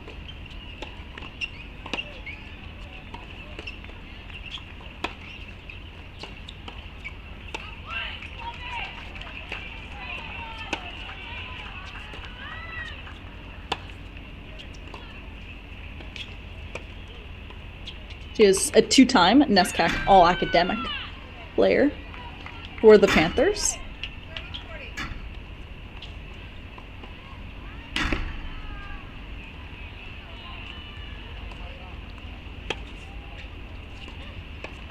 So Westhoff, meanwhile, let's head back to court number 5 between Miller and Juan on the right side of our screen, as we do see Miranda Juan is up 4-2 over Claudia Miller. It is on the right side of our screen. Meanwhile, we are nearing some set points already on the left side of our screen. So let's go to court number 2 on the left side of our screen, as Audrey Yoon is up 4-love against Emily Camp, looking to make that 5-love. She has multiple game points here in this first set.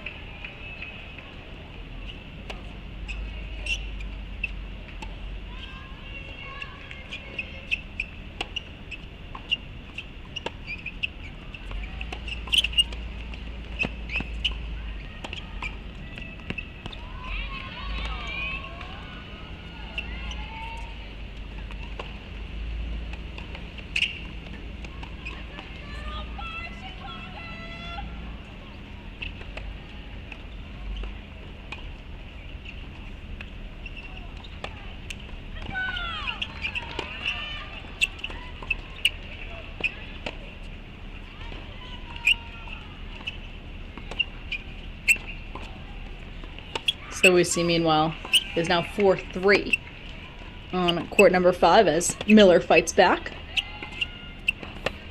Come on, man! So Westhoff, let's go to court number 4 now. Let's go to court number 4 on the right side of our screen between Chicago and Middlebury, as we see Brooke Peterson with a 4-1 lead over Nathalie Van Der Rees.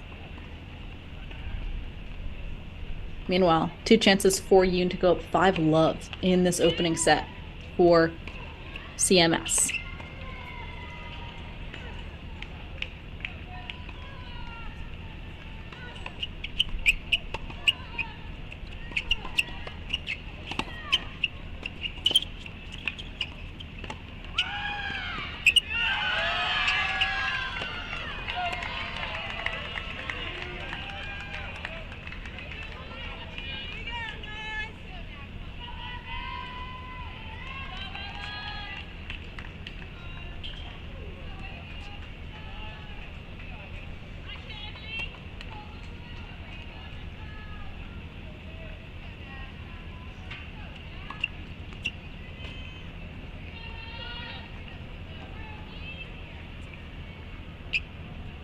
Second serve here for Emery.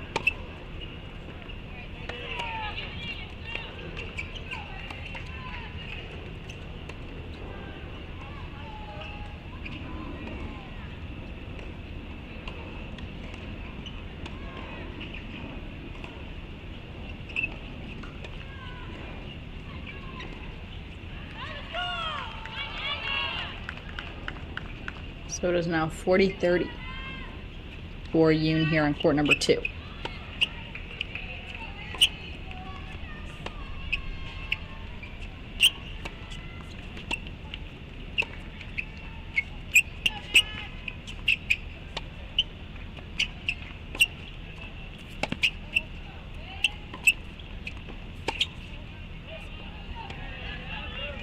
And that ball sails long. So it does seem to be a deuce point deciding point on the left side of our screen.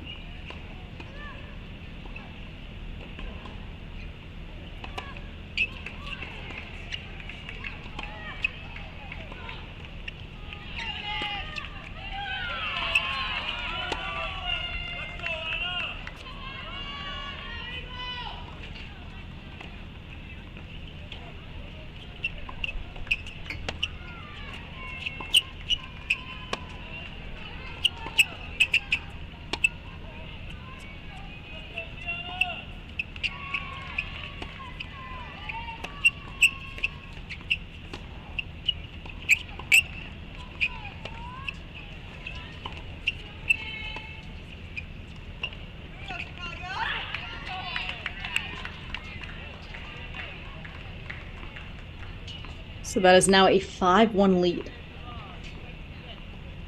5-love lead, rather, for Audrey Yoon on court number 2 for CMS. So, Westhoff, let's hop on over to court number 1. Court number 1 on the left side of our screen, as we do see Alicia Chelani is up against Stephanie Schulman on the left side of our screen.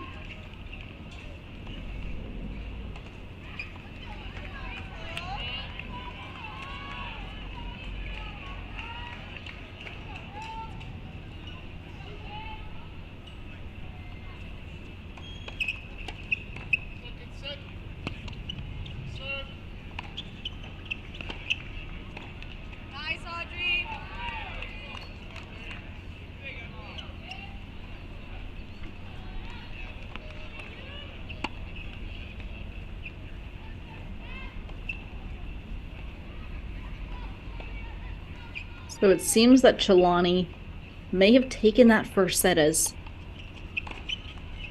it does look like we are in the second set, but again, we do not have updated scores, so we are waiting for those scores to come in here at Cracked Rackets.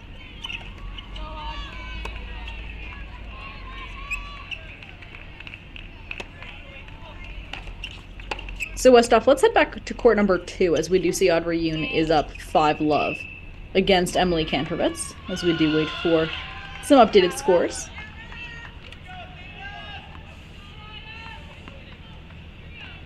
And meanwhile, Westhoff, let's head to court number 1 on the right side of our screen, as Sahana Rahman, upon last check, was up 4-1 against Silvia Mikos.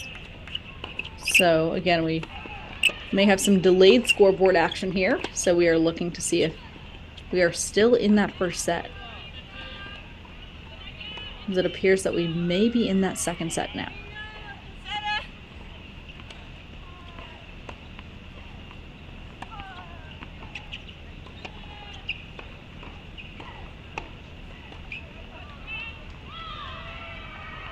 As we do see Rahman continuing to swing away on the far side of our court for the Middlebury Panthers. And so Westhoff, let's check out the action on court number 3. Let's check out court number 3 on the right side of our screen, as Nicole Geller was up 4-love against Lulu Wu. Again, we are not exactly sure if the scoreboards will update for us, but it does look like some of the first sets have completed here on both sides of our screen. So we will keep you updated as we do get updates. And if you do know the updated score, feel free to drop that in the chat. As let's check out the score on court number 5, Westhoff. Court number 5. Between Chicago and Middlebury, rather. As we do see, Miranda Wan was up 4-2 against Claudia Miller. But it seems that that set may have completed, as we are seeing the same scores as it was a few minutes ago. Meanwhile, we do see Chicago is up 2-1 overall after taking 2 out of the 3 doubles matches in action. CMS did the same. Again, these college matches, if you are just joining us, are first to 5 points overall. So both CMS and Chicago need just 3 points. This is the Final Four of the 2023 Division III National Team Championships. This is your host, Perry Shinen, joined by our super producer, Daniel Westhoff, here at Cracked Rackets. And whether you're joining from the NCAA website or from Cracked Rackets YouTube channel, we thank you for joining us as these players battle it out in Orlando, Florida for a spot in the 2023 NCAA Team Championship Final. As we do have some delayed scoreboards, but that is okay as we keep on tracking this match overall.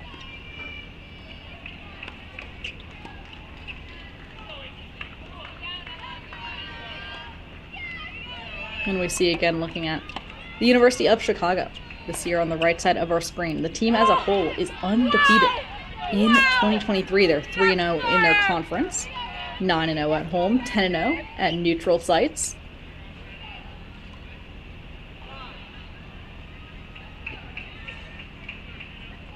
The Chicago team is led by JT. Head coach JT is now in his 11th season at the helm of the University of Chicago. Over his 10 years at the helm, his players have earned 50 ITA All-America honors. He's 294 and 99 overall.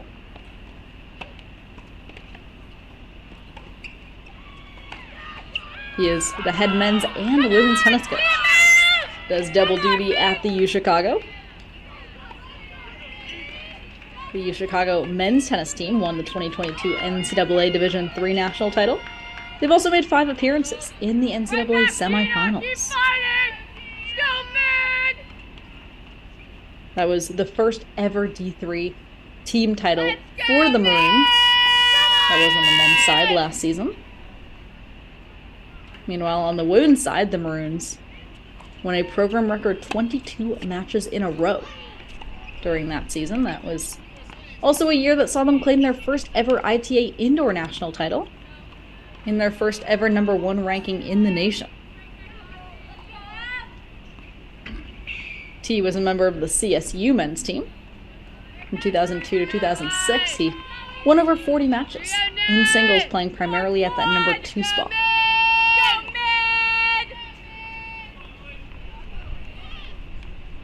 He was also president of the Student Athlete Advisory Committee as a senior.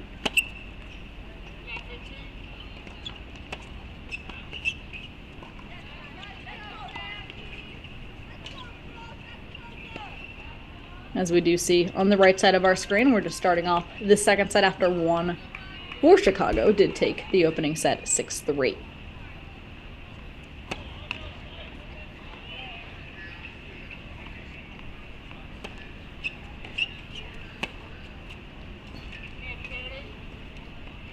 Meanwhile, Middlebury is led by head coach Taka Bertrand. This is her first season at the helm.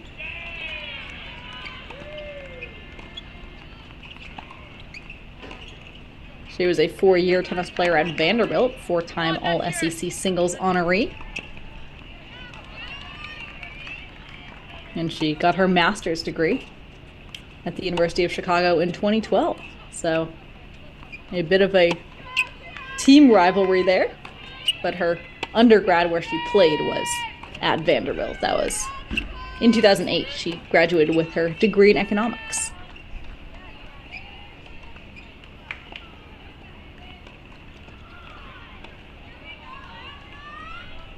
So we see here on court 5, Juan has multiple chances now to take a 1-love lead in the second set.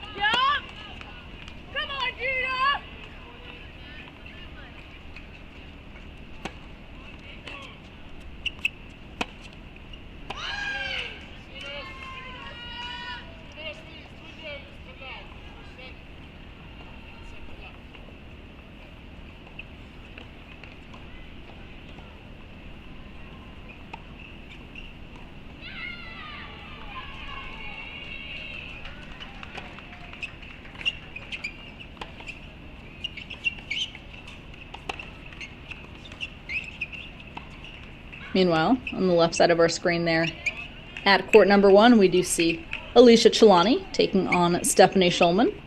And Westhoff, let's hop on over to court #2. Court #2 on the left side of our screen, as Audrey Yoon takes on Emily Kantorvitz. And again, we do have some delayed scoring going on, as we do see Yoon does take that opening first set 6-2, and has now taken the first game of the second set. It's now 1-love. She leads. Let's go, Claude. Right here. Fire me up.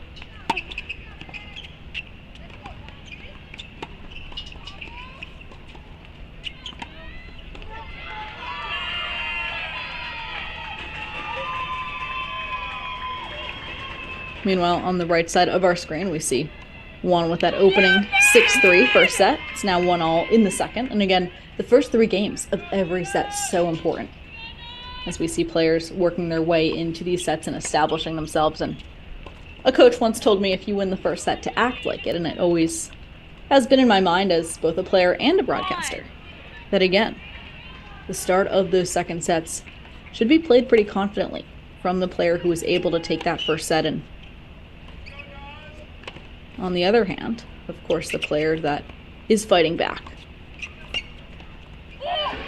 should be looking to put as many balls in as possible, really making those players work for every point for these opening 3 games of the second set.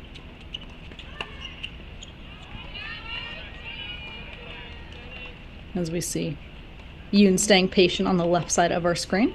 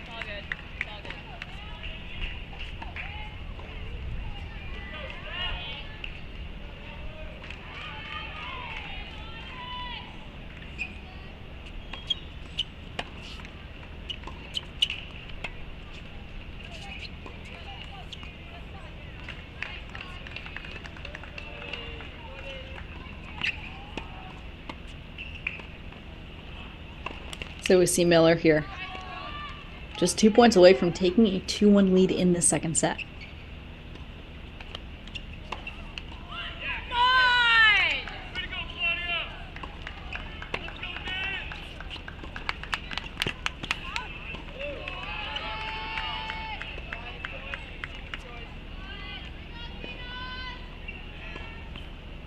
So multiple break points on the right side of our screen for Claudia Miller.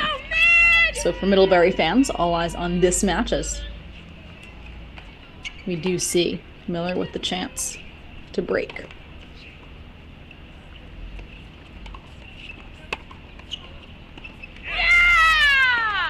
That's too good from Juan, who's able to step up there and rip that backhand swing volley. So she saves 1 break point.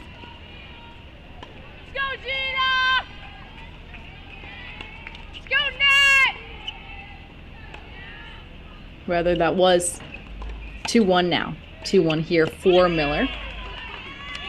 So Westhoff, let's go to court number 2 on the right side of our screen.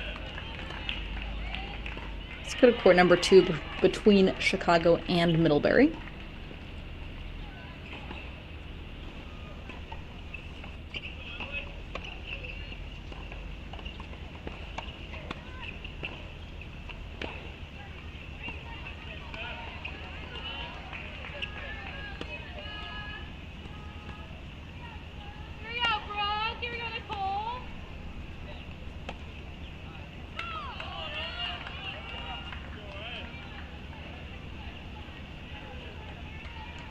So in this Chicago-Middlebury match, on the right side of our screen, we do see Chicago taking 4 first sets. Again, Chicago only needs 3 matches. So Westhoff, let's actually head to court number 4, where we do see Chicago has that 6-1, 4-1 lead. So it's really the lower end of the lineup for Chicago so far that has proven clutch in this first set and a half. As we see Chicago's courts 3 through 6 have been the answer for those first sets. Meanwhile, Middlebury has taken the opening sets on courts 1 and 2. And on the left side of our screen, we do have live scoring, but only on court number 2 for some reason. So we will continue to keep that match up for you on our screen.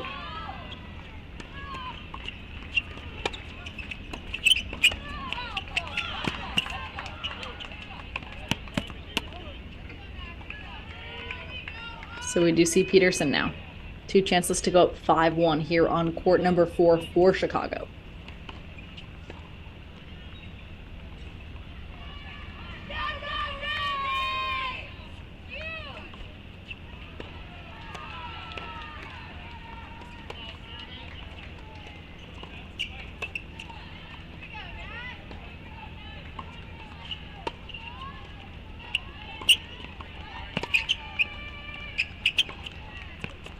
So it's a deuce point deciding point here on 4. Again, critical moment for the Middlebury Panthers.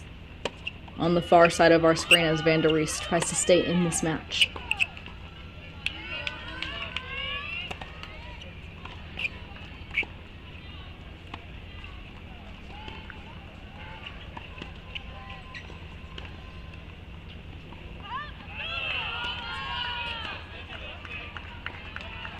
That is a double fault from Chicago, so it's now 4-2. Peterson leads in the second set. A bit of frustration there from the Maroon. Meanwhile, on the right side of our screen, we do see CMS taking the majority of the first sets, and now Yoon is up 6-love 4-1 here on court number 2.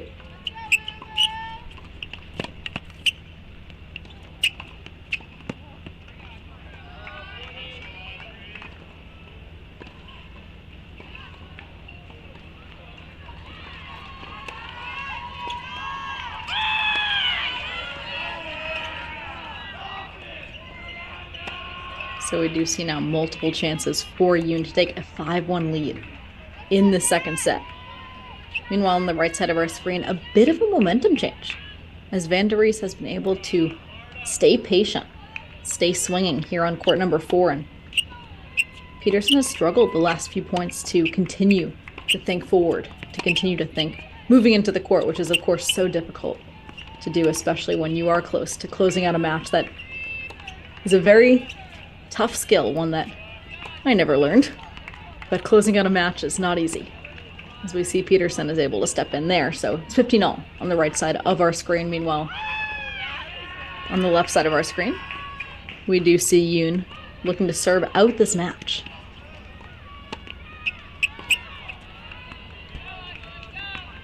So she's just 3 points away here on court number 2.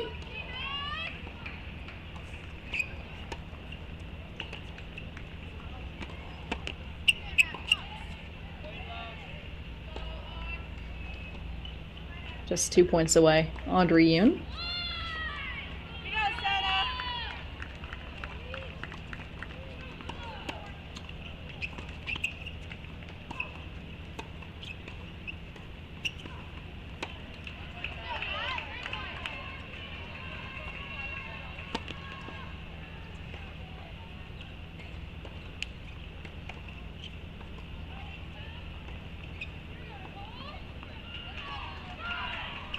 So we did just get word that CMS has actually taken all of the first sets.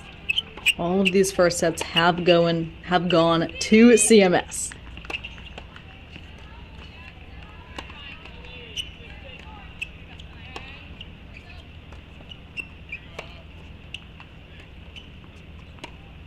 Meanwhile, on the left side of our screen, it is match point for Audrey Yoon and the CMS Athenas. Match point for Yoon.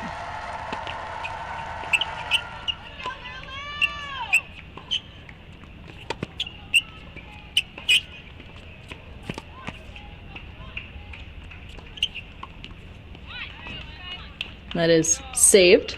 One match point is saved by Emily Kantorowicz from Emory.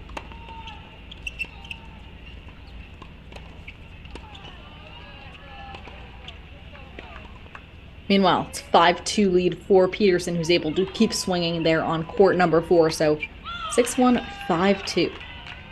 Peterson is ahead.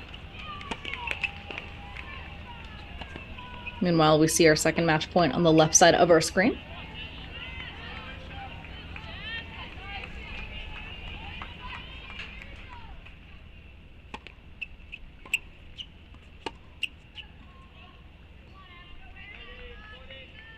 So that is just wide from Andre Yoon. So match point number 3 here on court number 2.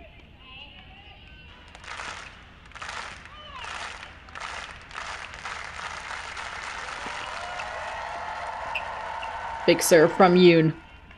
And that is wide. So Audrey Yoon takes the win over Emily Kanter-Vitsen. We are actually getting an update that was not match point. Rather, we see match point now as the scores are updating for us right now. So it is match point yet again at 5-1 rather for Yoon.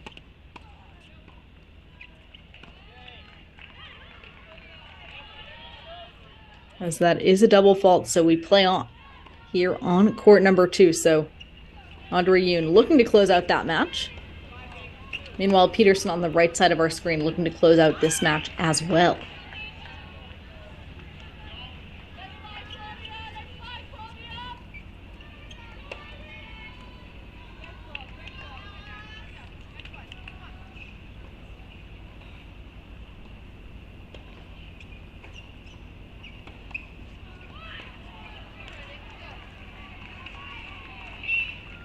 Meanwhile, we see on court number 1, Shalani up 6-2, 4-1, as we are starting to get our updates again with our scoreboards.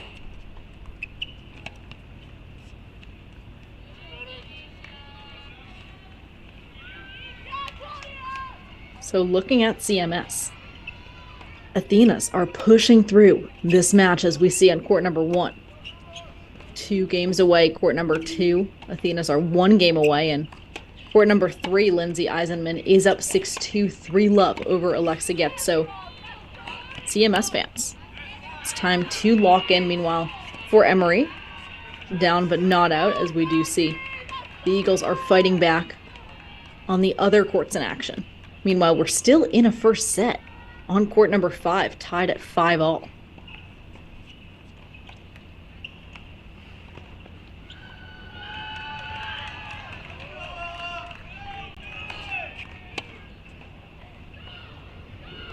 So it is deuce point deciding point here on court number 1.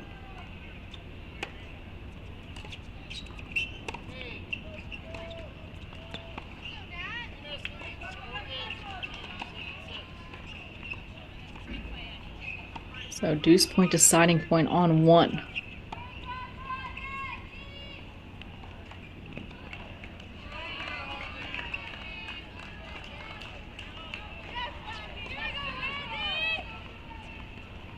As we see this triple box coming into play, thanks to super producer Daniel Westoff, as we see multiple games now. Multiple matches, just 1 game away.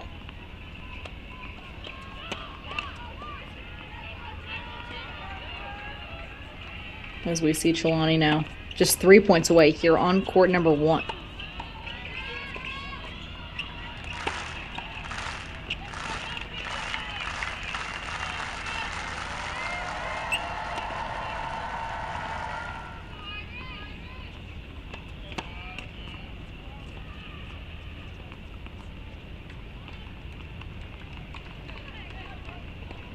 So it's match point here for Peterson on the far side of our screen.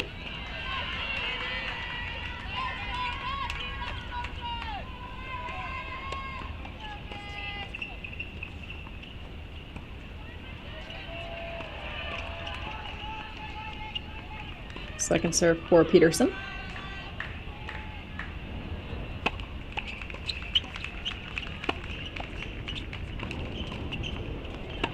And again, 2 double faults there for Brooke Peterson from Chicago, brings us to a deuce point, deciding point, match point here on court number 4. And Chicago looks to add yet another one to the scoreboard.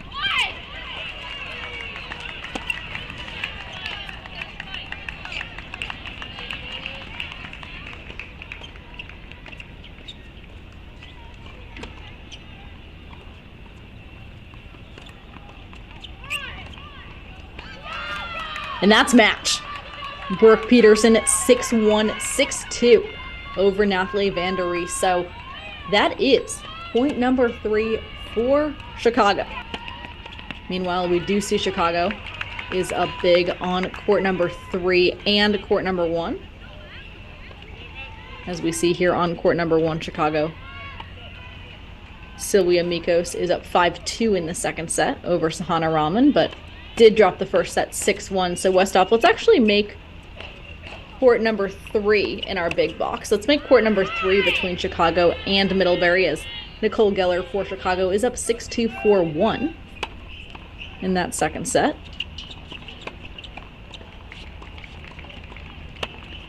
6-2, 4-1 for Geller. Meanwhile, on the left side of our screen, let's bring in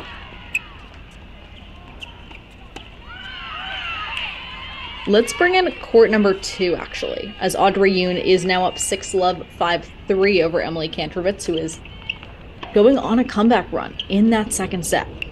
So we can bring that match in, court number 2 between CMS and Emory. Meanwhile, we do see Lindsay Eisenman is now up 6-2 for love. As we do see that court number 2 is on our bottom left screen. Thanks to super producer Daniel Westhoff. And let's actually make that big screen. Yes, let's make that big screen, as we are only 1 game away there for you.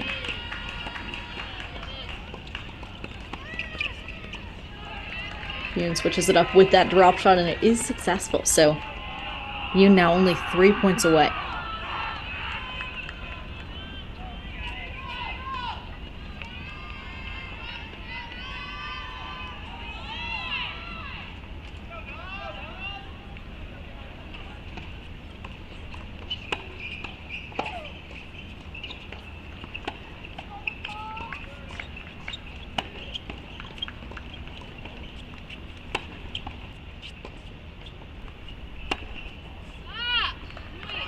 That one does sail wide off the racket of Kantrovitz, so Yoon now only 2 points away.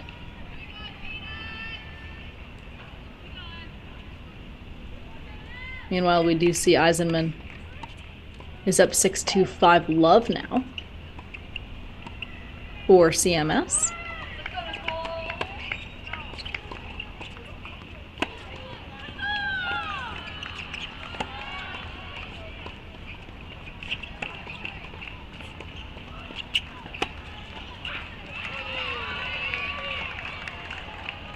So match point here for Audrey Yoon.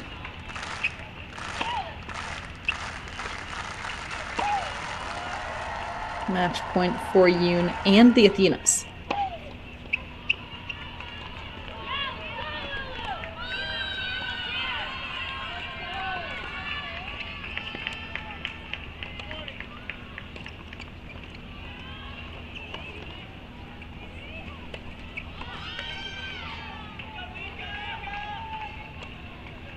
Yoon now with the second serve.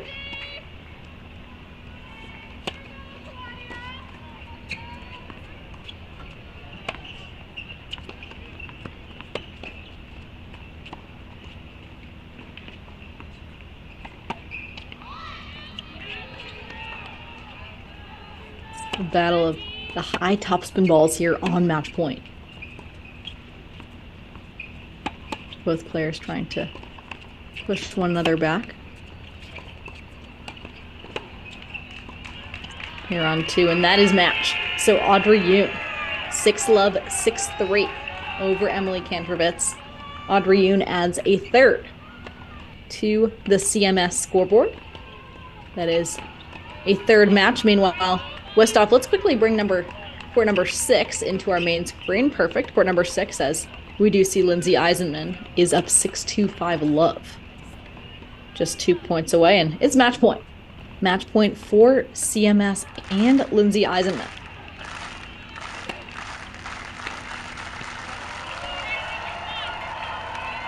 So CMS fans, watch out, as court number 1 is winding down as well in favor of the Athenas.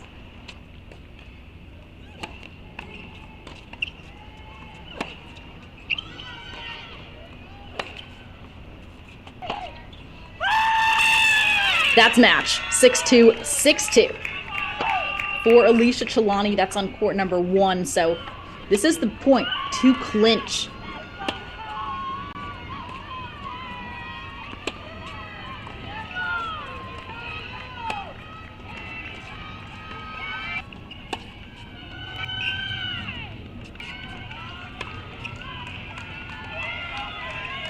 Lindsay Eisenman does it for CMS. So your CMS Athenas, your 2022 NCAA team champions, are back in the finals in 2023. A 5-1 win for CMS hosts over Emory. And again, in a battle between two of the NCAA champions in the past 2 seasons. CMS is going to be looking for their 2nd title in a row in the finals of the NCAA championships. Meanwhile, Emory, the 2021 NCAA team champion, ends their season here in Orlando in the Final Four. Meanwhile, we do see Chicago is making quick work of it here on court number 3 as Geller is up 6-2, 4-1 now on 3, which we actually might be delayed again as we do see players leaving the court. So it may have been a forfeit. Actually, this may have been a forfeit, unfortunately. But it does seem that that match goes in favor of Geller, as Nicole Geller was up 6-2, 4-1 over Lulu Wu. As we see again, Anna Geller apparently does add another point to that Chicago scoreboard. So it appears that Chicago just needs one more.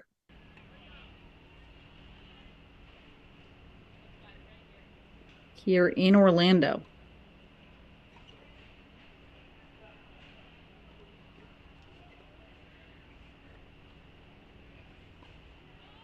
As again, we do see Miller now looking to split sets. There with Miranda Juan. That is on court number 5.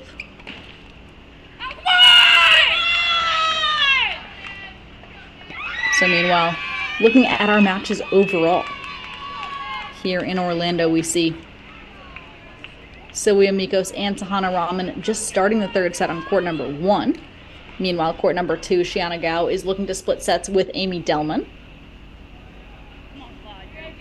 Court number 3, it seems as if it is now 4-1 for Chicago Westhoff. We can probably change that as we see.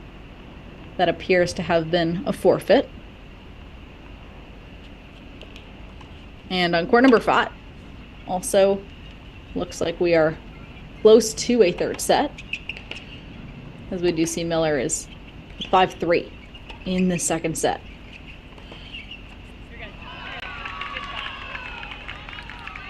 As we will wait for confirmation before changing our overall score to 4-1. Meanwhile, Claudia Ang on court number 6 is up 6-3, 3-2 in the 2nd set over Jenna Huang. So we do see this might come down to a number of 3rd sets in action here in Orlando.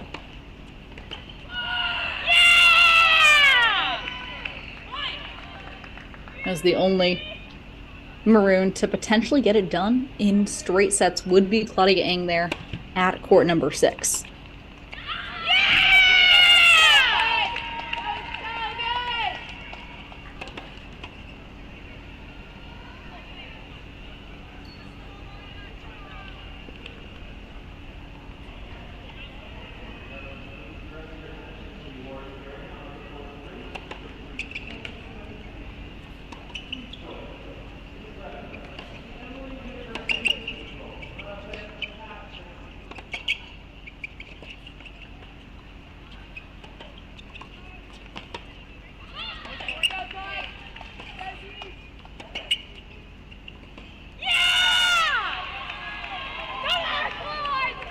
And so we are actually just getting an update that it seems that Nicole Geller has won at court number 3. That was a 6-2, 6-1 decision over Lulu Wu, as we did see our scoreboards just update a bit after the fact, but updated nevertheless. So it does appear that Chicago just needs one more of these matches here in Orlando.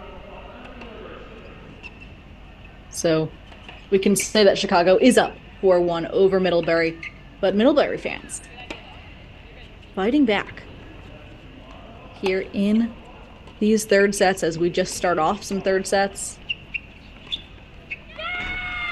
And meanwhile, on court number 6, we see Claudia Ng up 6-3, 3-2 over Jenna Huang. But here, we do see Claudia Miller just 2 points away. Set point. Set point for Claudia Miller and the Middlebury Panthers, who are roaring back in these second sets.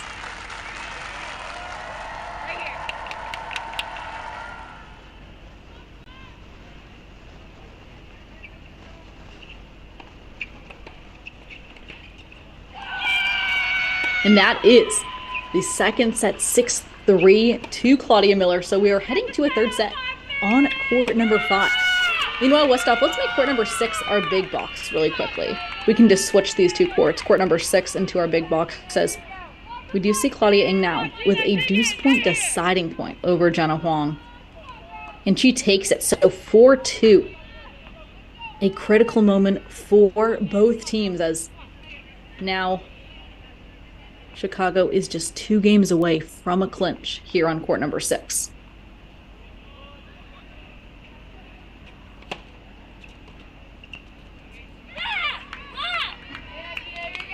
So that is a 15-love lead here for Chicago. Claudia Ng, a senior out of Hong Kong. She was an All-American in doubles last season,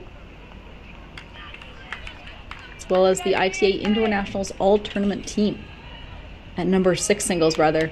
She was an All-American this season, so we're seeing her really owning that number 6 spot. Close to a lock here for Chicago at 6.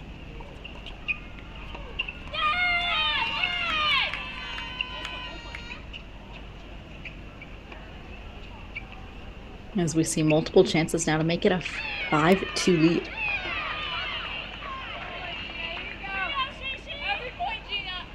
For Chicago.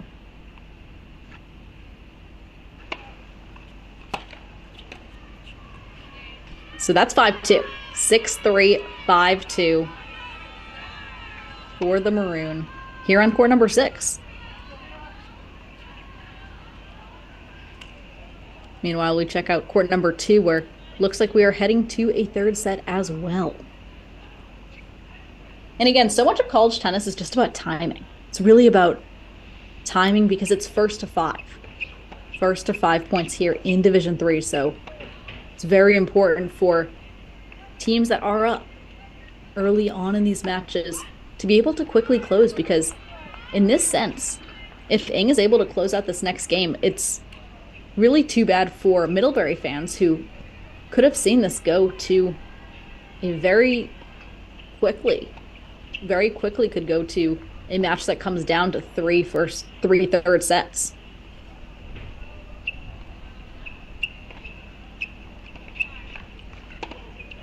But it might not matter, these third sets, as we do see. Again, we do play clinch here in the Final 4. So CMS is through. We saw earlier, if you were just joining us, CMS did power past Emory 5-1 to advance to the NCAA Championship Final for the second year in a row. CMS is the defending NCAA champions. Meanwhile, we do see Chicago here, just 3 points away on court number 2 from splitting sets, rather. Only 1 game away overall in the lower left-hand corner of our screen. Westhoff, let's actually switch up. Let's switch court number 6 into our main screen, since we do see Ng is just 1 game away.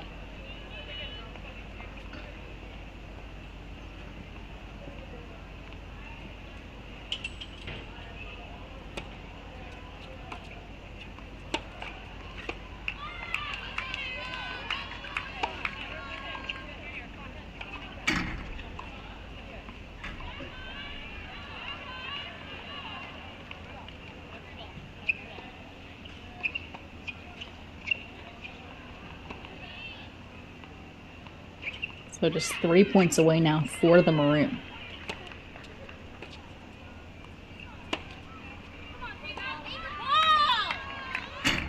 Make that 2 points away.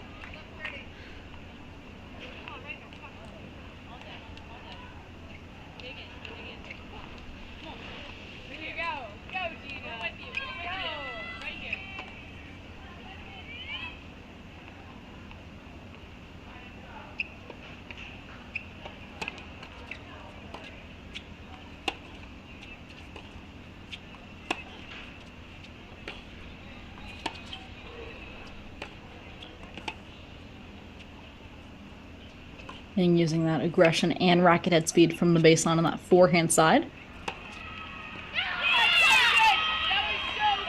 That was a great ball, though, from Huang. Great backhand down the line to make it 30-15 here on court number 6. And Westhoff, let's actually go full screen on this match. Let's go full screen here on court number 6.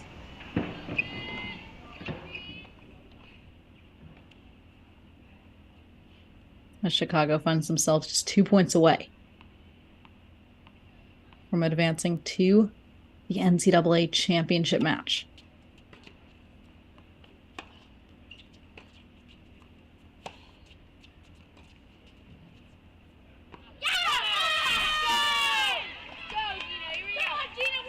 Huang fighting back here on court number 6. So 30-all.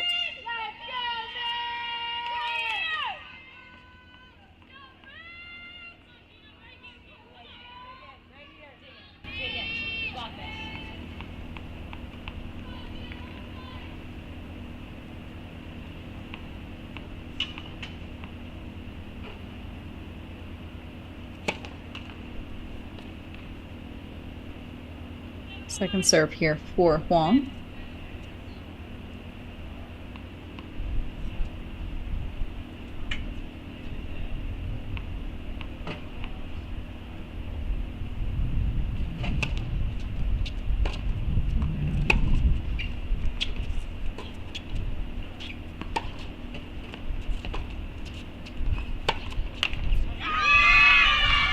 So it is match point for the University of Chicago here on court number 6. Claudia Eng, the senior out of Hong Kong, has a chance to send Chicago to the NCAA championship final.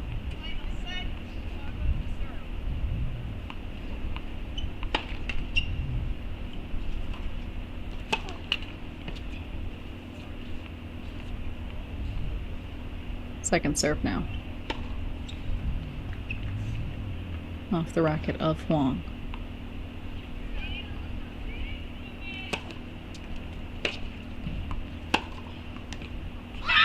And Claudia Eng does it. Hands are raised up over her head. That's a 6-3, 6-2 win over Huang here on court number 6. The University of Chicago is heading to the NCAA championship final with a 5-1 win over the Middlebury Panthers. That is a huge day for the Maroon, but an even bigger day when they take on the defending NCAA champions in CMS. A 5-1 win over Middlebury. Chicago is going to the finals here in Orlando.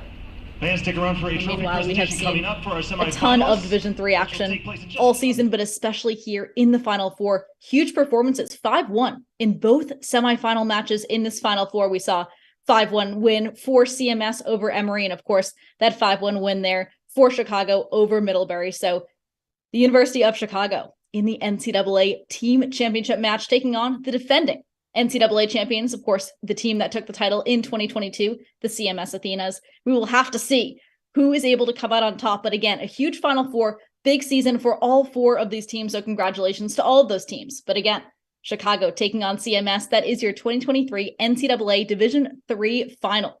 This is your host, Perry Shannon, joined by super producer Daniel Westoff. It has been a day here on Cracked Rackets of elite Division III tennis. Thank you for joining us, and we'll see you next time.